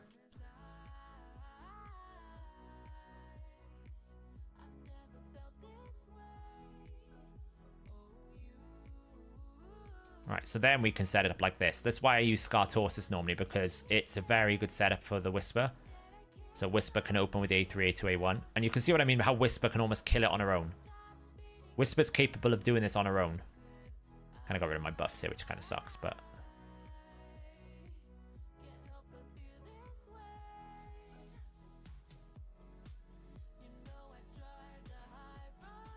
So if we can refine this process...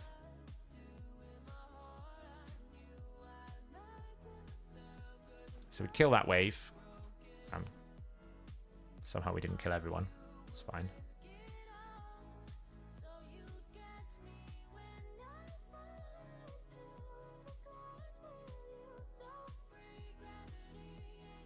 then here we basically buff, they buff. So long as we don't get reaction proc, we should kill everyone. We killed everyone. Then we put the decreased defense and weaken. That's annoying. That's annoying. We smash. Boost. Increase crit rate again. Heal. Boom. I think it's faster with Padraig, if I'm being honest. Because even this is too slow. It might be faster without Scartorsis completely. But the idea is then we can set this up like this. So you do this and then, you know, nuke. It's very close to being perfect, but not quite.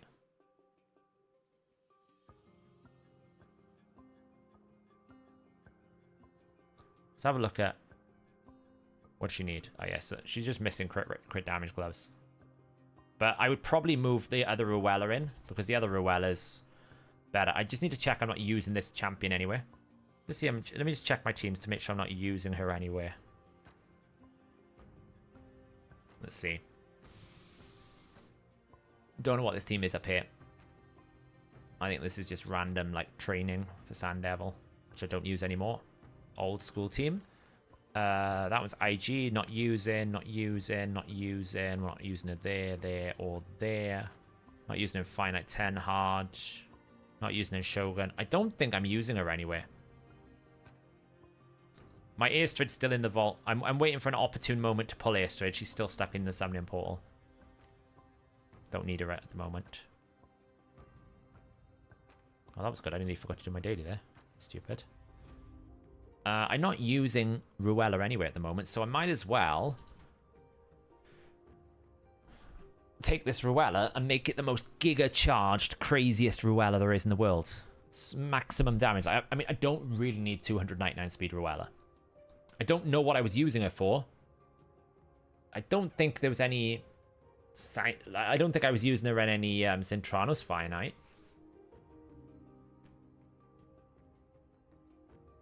Was there? Let's find out.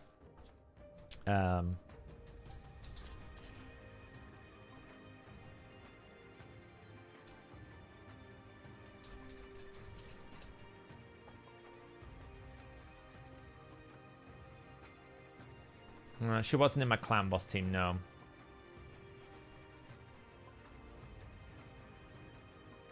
We can check here, look. We can use my super duper spreadsheet and we can see it by if we just filter what's her name, Ruella. We can find all the stages that she would be compatible with, and then we can kind of go, well, is there any Soul Cross 17? There is. So I was using her in one rotation for Soul Cross 17. But that's fine. We can basically take the other one and put the other one in the same build and then use this one for damage. Because if she was being used, she wasn't being used for damage. She was being used for speed. But that's what she was being used for, is this one here. I remember now. The other's not so much. Like, the other stage is not so much. Like, 15 is another one, yeah. So she applies to this one. 22...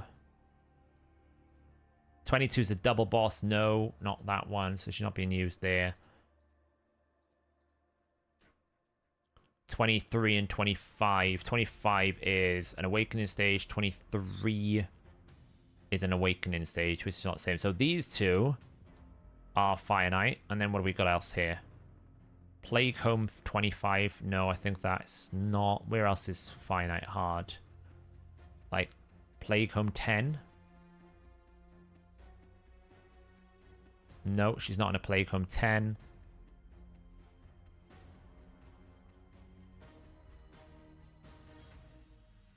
She's in one for Dead Rise 14. Nope.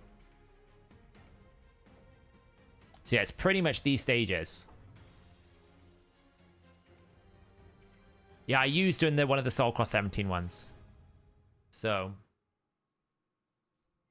I was using one of mine for Dark Fae and the other one for something else. She used to be in one of my clan boss teams. There is one, yeah, there's one champion you'll use, Bob. There's one champion you'll use 3 epics for. There he is. There's your 3-copy epic. Shamael. The other one I would say maybe you use is Ugo, because it's so dominant. And I would say maybe the other one is... There's one more I'm thinking of, but I can't remember what her name is. Nia I've got a couple of, because sometimes you might want double Nia or something. But the main ones is going to be Shamael, 3 Ugos, those two, because they're just so dominant in Hydra and you need 3 teams of them. Mr. Rider Dythy, you can run a couple. Hoscarol is a couple. Maneater. Maneater would be the other one. I mean, I do have, technically, I've got like, you know, I've got 4. I've got a number of Maneaters on the go. For some reason, I got a 6-star and a 5-star Maneater. I don't really know why, but I do. But Maneaters are the other ones that you'll have 3 of the epics for, because you need at least 2 for your clan boss team. I quite like double Akemtum, because they set each other up. Double Siege Hulk, not bad either. Then you start getting down to you don't really need more than 1, right? Maybe double Husk, triple Royal Guard. Max HP always works. You can go for something like double Bomb Champs as well. Like you can see, I got quite a few Royal Guards. I can actually I think I can make a +4. I don't know if I can. Let's find out. Ruella. Yeah, I could if I wanted to make a +4. Should we make a +4 Ruella? I've already got 2 at 60. I don't really need another one, do I? We absolutely could just make a +4 Ruella. And make her like the most giga charged Ruella in the world. Should we do it? Should we do it? Let's empower. Our first +4 epic. I can't do Dark Hail at the moment. I have no one I can do Dark Hail with somehow.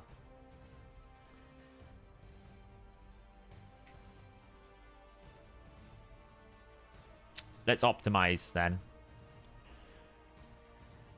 We can always rebuild it when we get that Cintranis rotation back. Like, we might not get those 2 Soul Cross. They're in difficulty.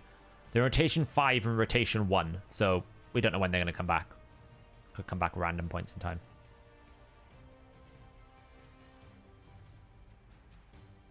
Confirmed Mullet Reaver is not dead.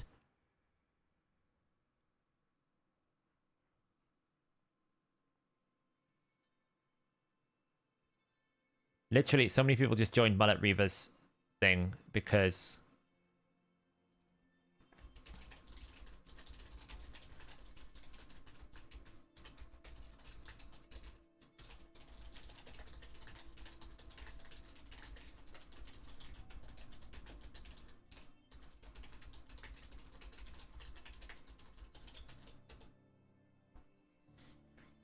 Mullet Reaver is communicating. He is alive. He's just been busy. He's been a busy man. Can confirm Mullet Reaver not dead.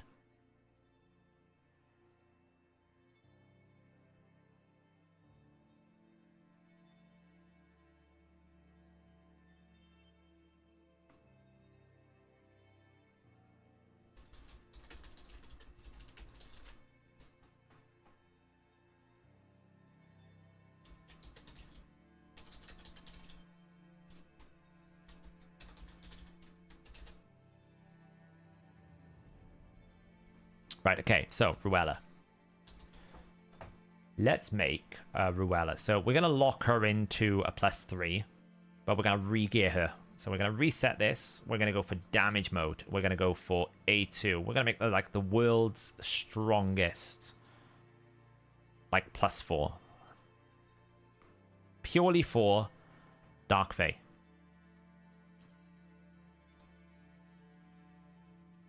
Nothing else. Purely for this. Who is in my team?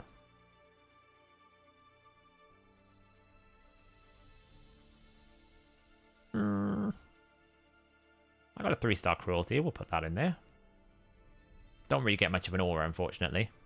Kind of sucks. Not much I can do about that. Stats. Let's make her... I don't want it to be too fast. I want it to be slower than Garrel.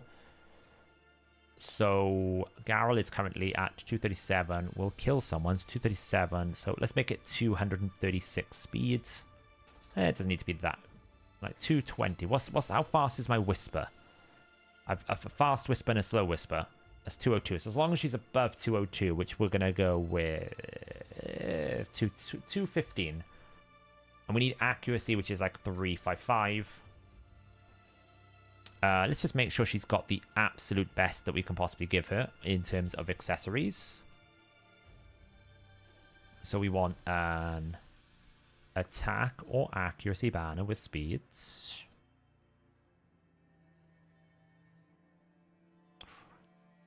Oh, look, we could give her this.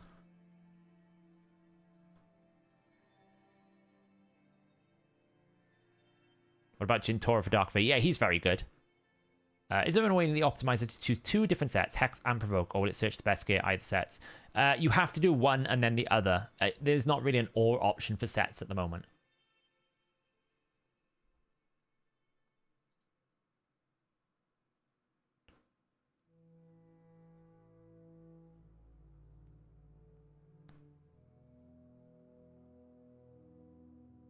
You have Mikage built for damage. It's good. It's decent, Bad Mojo. I wouldn't necessarily say it's like the best thing with Mikage's damage, but it's decent. I like it.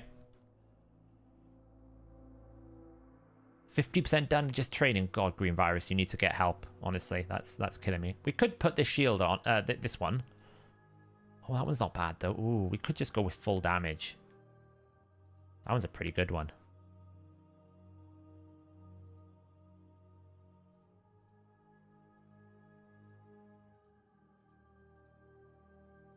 That one's the highest attack at the moment. Followed by that one. Followed by this one. I wonder where this one rolls. Oh, that was expensive. That was 2.8 million, but it was pretty good. We've got to use this one, haven't we, really? 2.8 million, but hey, it's worth it, I guess, for that. Let's go with that. Then let's find a crit damage amulet, which has got super high accuracy. Ideally with attack. Oh, there you go, look. That's beautiful.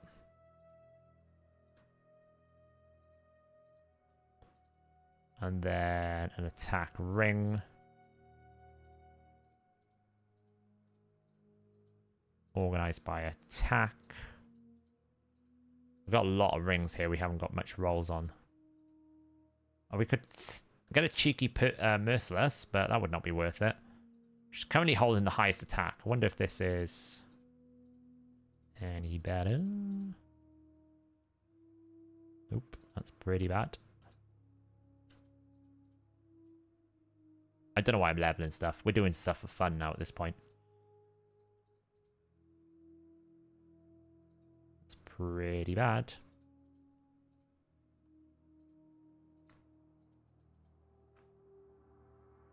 Mullet Reaver's here. Mullet Reaver. They all started telling me you died. I started panicking. I was like, the rumors were spread very quickly. I was like, no, he's not. Surely not. Nobody can take down the King of Clan boss like that. Seriously. Okay, cool. We've done that. Awesome. He's alive. Optimizer won't give you the best possible. You've just put in a max speed. If you want the best possible speed, what you should do, if you want the absolute best possible speed, is you go to optimize, you go balance mode, and you do that. Without this, right? This is the best possible speed. If I do this, then it will give me the best possible speed. See? Because all I've said to it when I do this, if I basically go and I say balance mode, and I want speed 1 the highest, I've said, find me the build where the only stat that I care about is speed. And then it will literally find me. I can tell it, like glyphs, for example. I can literally say, you know, 8 speed. If I want to know the absolute fastest possible build that I could ever get, I would do this, right? And I would basically, like, I can reset this loadout here. Max. Let's do this, and I would say speed, right? This is the most you could ever get. This will now give me my fastest possible build that I could possibly get, which is 409 speed. If I had absolutely everything unlocked, perfectly rolled, like I'm pretty sure I've got everything unlocked here. I haven't even done that, actually. There we go. Let me do this. This is now the fastest possible build that I could have is 416 speed. That is max glyph, max ascension, max set. 416 speed is the fastest I could possibly go. That's how you do it. I mean, a maximum is going to limit you. You can't do a maximum and a priority. Doesn't make sense.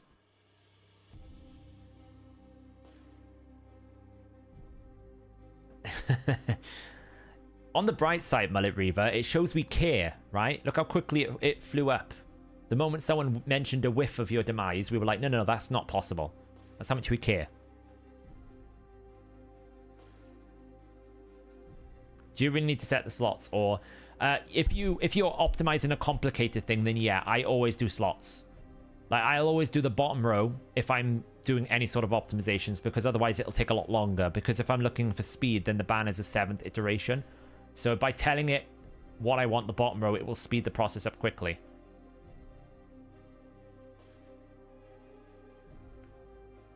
But yeah, that's how you work up the fastest possible build. You basically go start, balance mode, unlock everything, go into the stats, put highest priority for speed, go to glyphs, put 8, and then optimize, and that will give you the fastest possible build. You can see it's shown me, actually I can do it in 2 different ways. I can do it in that way, or I can do it in that way.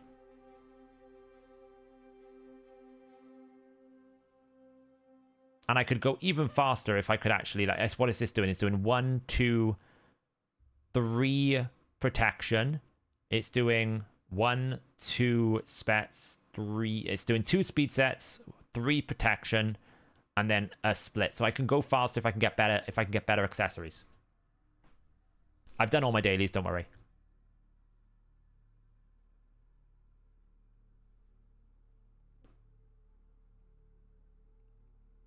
In other words, I want it as fast as possible, but still slower than other champions I have. That's a bit of a weird request. What you would basically want then is a minimum. Like, it would be a bit like, I want a minimum speed, and then you work it backwards. It's very weird to want a maximum priority, because priority is basically saying, give me the most of this stat that you can get. But you can't set a max here, right? So if I do this, and I do 250, it won't let you, because it's not designed for that. The minimum is. So, like, if I want it to be a minimum 350, it's a very... Yeah, I can see what you're trying to achieve. You're basically trying to say, I want the best speed possible, but not more than a certain amount. It's just very difficult to imagine when you would ever want that scenario, I suppose. Oh, I haven't done my daily. Sorry, you're correct, Amir. Sorry. Let me...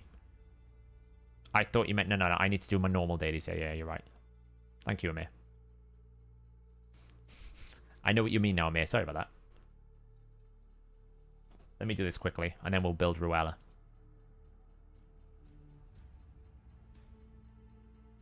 Oh, can we find someone who's got more damage here? Someone who's actually built like Wukong. Yeah, these two can do it.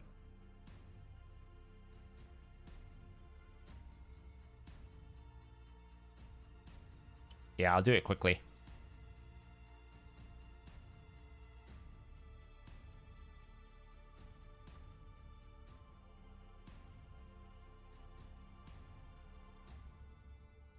Boom. Next.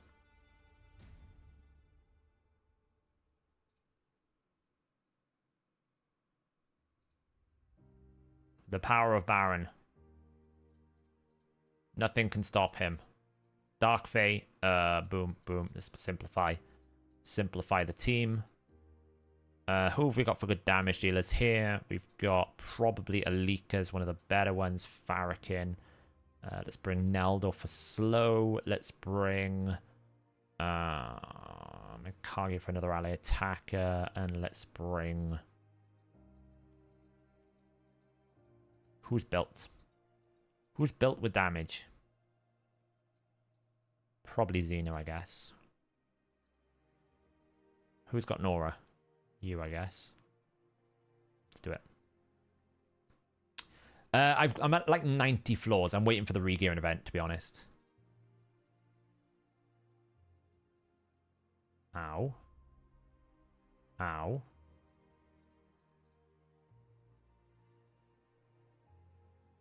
This is the only downside. They're not really sped tuned.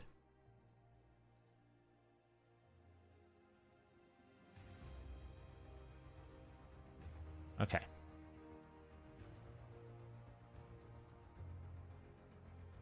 Now we can do what we want to do.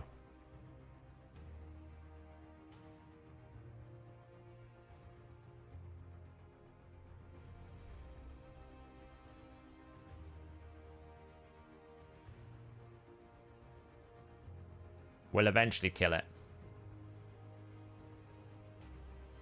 There we go. When will the optimizer auto-update for Mac? I don't know. I think it's a problem with the way that Mac architecture and applications work. Specifically what we've done. But we are looking at updating the installer at some point. We're mindful of we don't want to... We don't want to break AV checks, like antivirus checks.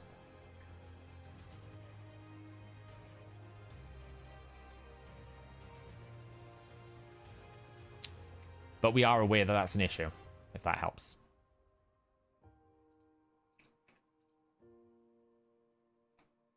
You regret not buying Xena? I wouldn't say I regret. I would regret not buying her. She's solid. She does a good job. I've not used her enough yet. We probably won't support Linux, no. It's unlikely we will do that.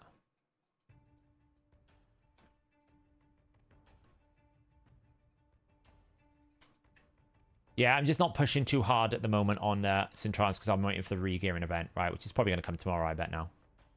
No, my luck. Can we just... Oh, for the love of all that is real in the world. Now I've got to wait 2 turns. Come on. Thank you. Garrel wants to smash. Do not delay the Garrel smash.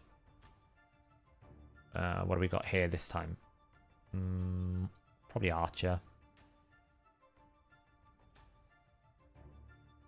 You fell asleep on one ray. Oh, that's awkward.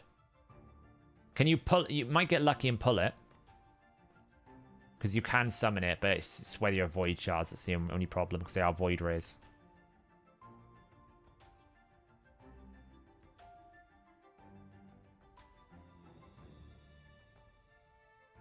Waiting, kill.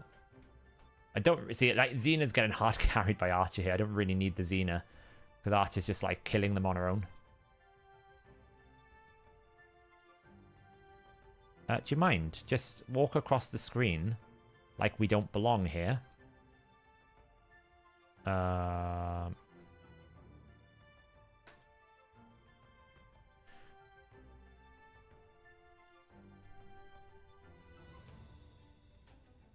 cat. It's funny how easy normal mode is.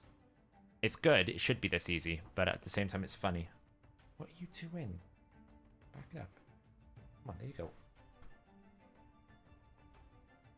What are you doing? Alright, you're pushing me off the chair. Hang on then. I'm getting shoved off my chair by a certain feline who wants to take the chair, apparently. Just don't mind the human. That's fine. You, as long as you're happy, right? That's all that matters.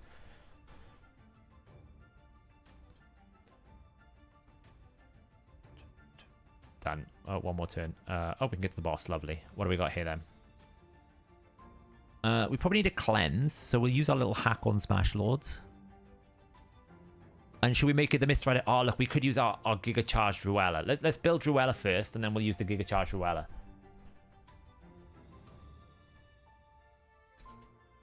There she is. Right. Optimize. Let's refresh. Damage. Stats. Boom. 215. Excellent. I don't really need this. I don't need that. do. Du, du, du, du, du, du. Sets.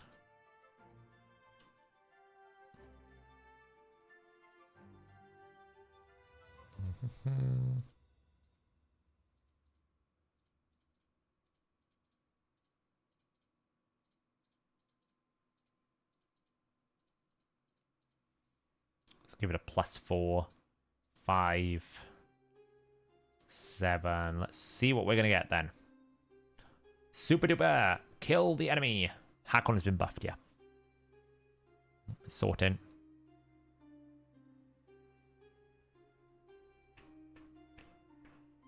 I sell supersonic if it doesn't have accuracy or speed.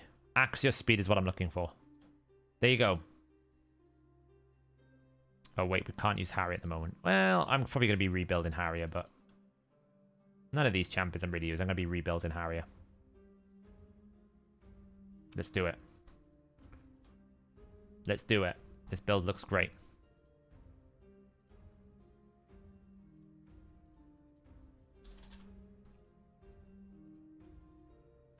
I haven't got space at the moment, so we need to make artifact space. So, who wants to mule? You can mule something. Who has no gear? Oh, you can mule something. You have that. Take that. Take that. And take...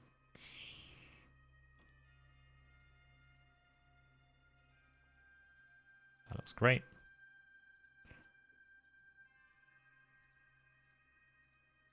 I'm sure I will re-get Oathbound for something, so I'm going to leave him be. She can take some perception gear. That looks great. You have that.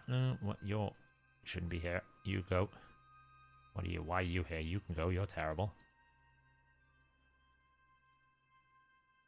Have that. Awesome. Cool. Right. Where is Ruella? Ruella. Fitting room. Okay, so we're going to do the ones that we need to do first that don't need to be swapped. Lethal, lethal, lethal. And we're going to take... Not that one. Not that one. Not that one. Not that one. We're then going to take... that one.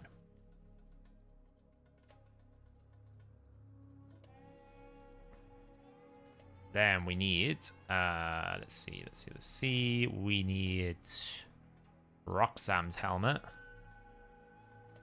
And we also need Basilisk's boot. Where's Basilisk? Basilisk is holding boot. Attack percentage.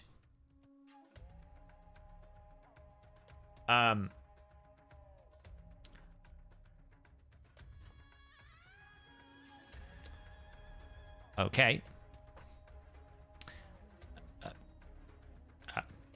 Okay. That works. Ask and ye shall receive. That's how we play this game. Ask and ye shall receive.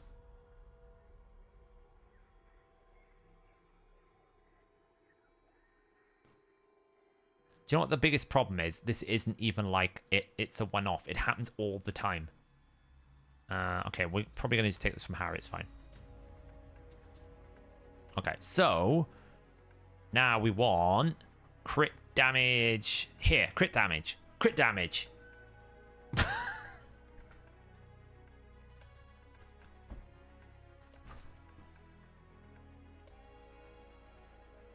I swear I'm not hacking the game.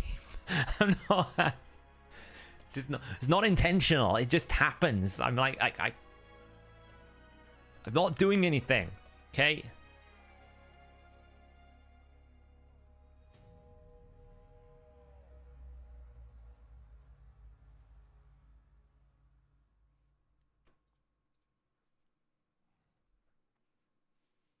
It's voice activated, right? So this one here, we want attack, right? So I'm going to say attack.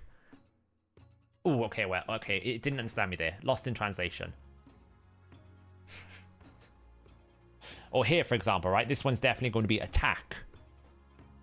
Okay, well, you know, that was lost in translation. You can't have everything, right? You can't have everything.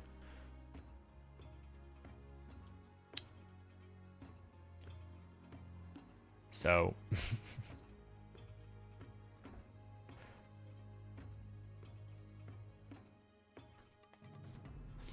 to be honest, this one can just have one of these.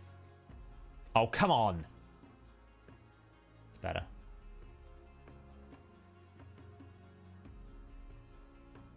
All right. Going crazy there. Perfect roll and everything.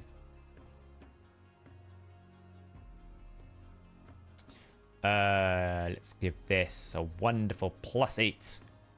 Okay, 6 will do. I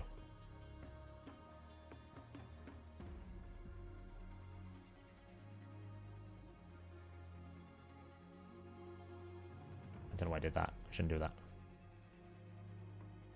One more. Never mind. Can stay at +3. It's not a problem. What do we need here? This one could do with a better speed glyph. Lovely. That one's okay. That one could do with a better speed glyph, but we'll live with it for now.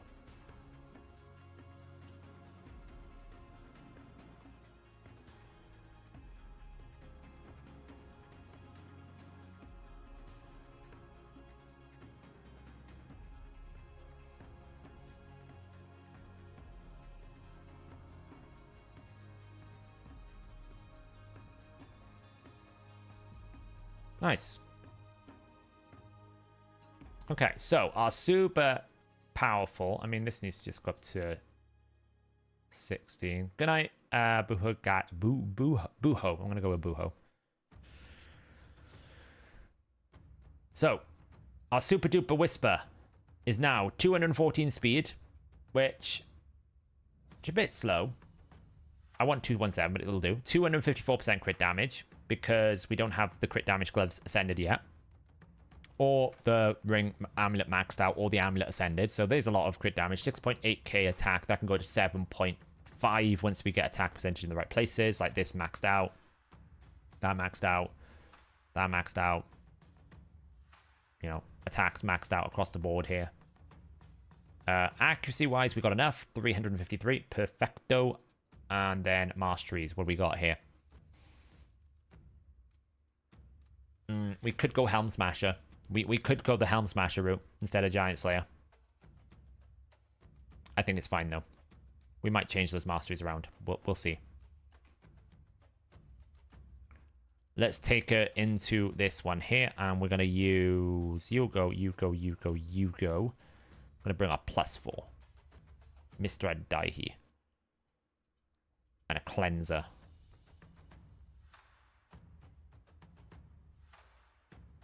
I don't know if... we might need a bit more power. We'll see. We'll see. We'll see what's going to happen here.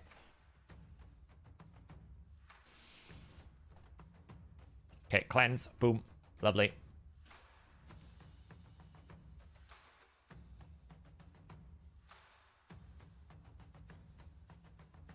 Boom. Should pretty much match Daihi's damage when he's got an increased attack.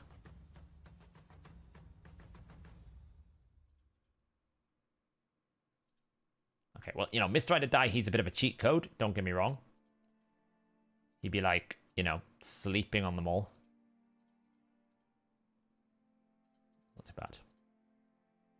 1 key acquired. So, now that we've done that, let's go back to the team that we built, which was this one. And let's see if it still works. Should do. Metamorph, A2. Do you know what? I should change that. Let's... Oh, I need to change the Ruella as well. You come out. You come in. Ruella. I actually want you to use that one. And then you don't use anything here. I don't want you to use anything there. And then, if I remember correctly, we need to use A3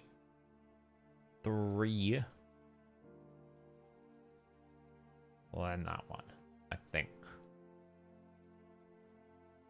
Let's try it now. Let's try it now. A3 here to get some good damage. Nice. A1. Boom. Damn these daywalkers. So annoying. Okay, ally attack.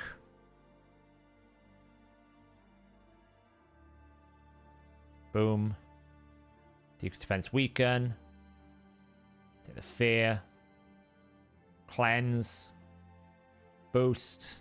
Boost. Oh, it's beautiful. It's a thing of art. It's beautiful. We're destroying them all. Oh god, that whisper just went. Oh, it's over. It's over.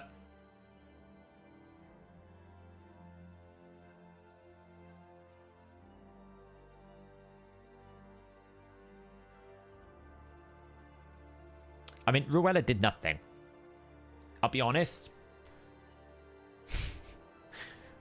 I've just built a Giga Charged Ruella for absolutely no purpose whatsoever because she pretty much just lets them all kill them. Painkeepers can, yeah. Correct, Evan.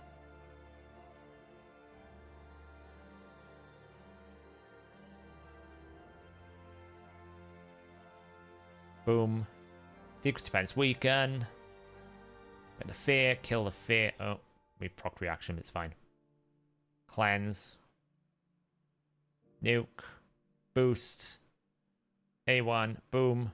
Boom. Oh god, she's smashing. Boom, boom. Boom. Boom, boom. It's beautiful. It's beautiful.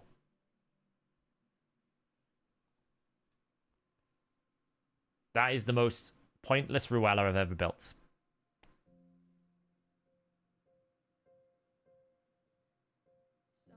Yeah, the Ruella boost is given the increased crit rate. So I can open A3.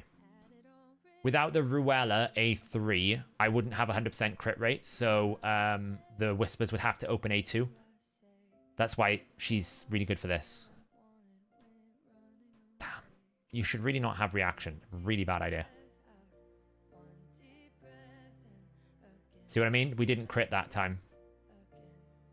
That's why the boost is important. Because Pedryga's given the increased attack, and then with the Ruella's given the crit rate, so we get this setup.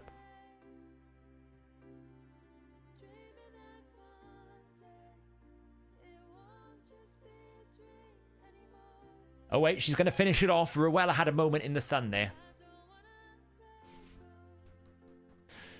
Oh, that was funny.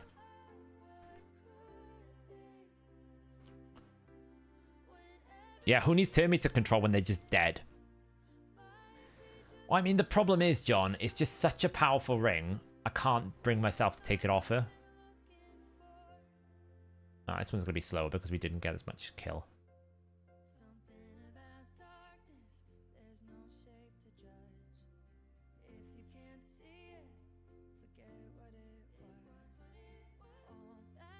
Bum, bum, bum.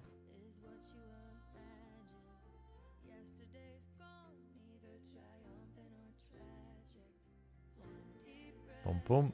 Nuke. Boom. Unyielding. Oh, we ran out of debuffs that time. One of the Whispers is slower than the rest. It's still pretty fast though. One of the Whispers is slower. This one here is only 190 or 180 speed, so that's why I didn't get an extra turn. It's fun though, right? Yeah, I mean, like, how can I can't take this one off, right? Where is it? I can't take this off. Like, look at it. It's too good. I can't take that off Whisper. Literally, if I took that off Whisper... If I found the next best attack ring... I'd literally lose 268 attack if I use my next best one. I can't take that off. It's too strong. It be too OP. I just need to switch her boots around, and then obviously the top row, like this needs to be maxed out. This needs to be maxed out, and then she'll be laughing. She's actually only 2 dustings away from being perfect. And then she'll be at like 7, you know, a bit more. I need more greater oil though, run out.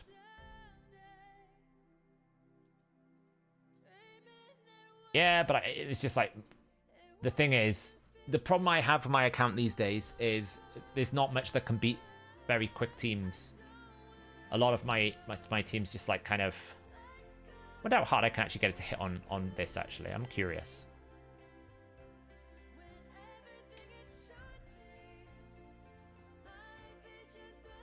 Wonder how hard I can get it to hit if I take that out. Let's see how hard we can get a +4 Ruella to hit.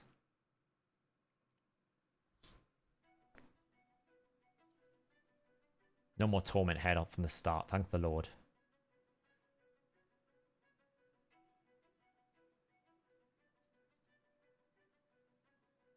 Probably should have provoked there, not gonna lie.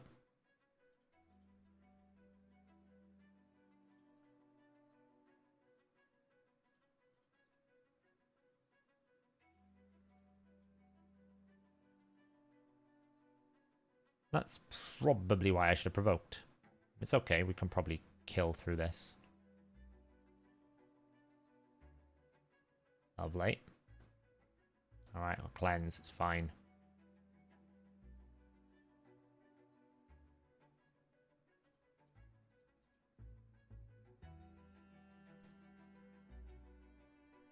Alright, let's see how much damage this Ruella can do then, shall we? Let's put it through her paces. Yeah. Okay, Growl Smash.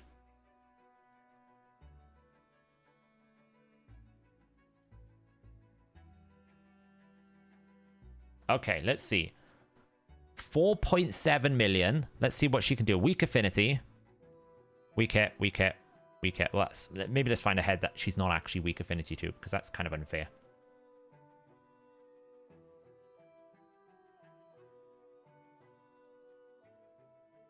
Okay, you're dead. Slow him down.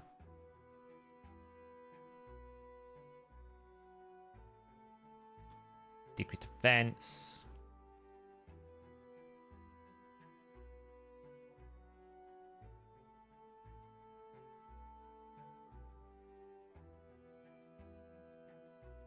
Alright, so we haven't got Weaken out right now, so we'll slow it down. Let's do the Head of Suffering, the Head of Wrath. No Weaken, 18.4. Let's see what we can do. 200. 600,000. Reasonable. Reasonable, he says.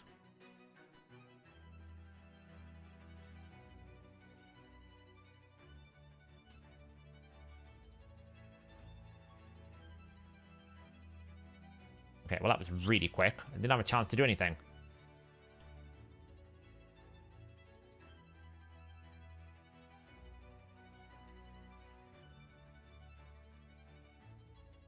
Okay, let's slow it down. For the A2, we're going to do, 320,000. Not bad. Not bad. Yeah, Harry hits harder. It's okay, Sam. I'm used to it by now. We're all used to being abused by Trunder.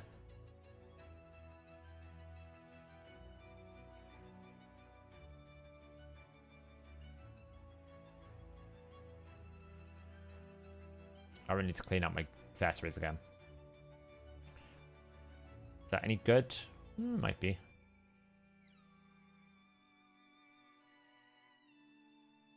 Nope.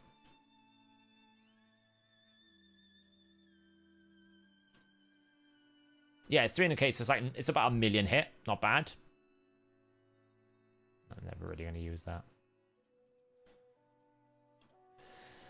Right, anyway, I'm going to leave it there for the night. I've got an early start tomorrow, but that was kind of cool. Kind of fun, right? I don't really use Aura to help for many things these days. It takes too long to update, and it's, I don't know. I barely use it. The thing is, I've got so many multi-battles, like, like, I got so many multi-battles, I don't need it. And I'm terrible at gate cleansing at the best of times, so. But yeah, I'm going to leave it there. I'm going to get some food. That was fun. Apparently, all you need to do is explain to the game what you want from your ascensions and just say, give it to me. That's how it works, okay? That's how it works. Say what you want, and it gives it to you. Voila. We'll see how it goes, but yeah. All of these to upgrade. This is the next one we're going to have to dust up. Garrel is taking shape. It is taking shape. We'll see. I haven't decided if I'm going to go for Wixwell, in all honesty. I'm a bit on the fence. I might summon on Friday. Wait, is it Thursday today or Friday? It's Friday now, isn't it? Saturday. When are these things? I don't know when these things are. I've lost track of time. Definitely not Gregor. Definitely not Asselin. It'll be Saturday or Sunday. Saturday or Sunday, I think. Saturday or Sunday, I think. I'm not really, like, into these two. Definitely these two will be fine. So, yes. Cool. Anyway, guys. Have a good evening. I'll catch you in the next one.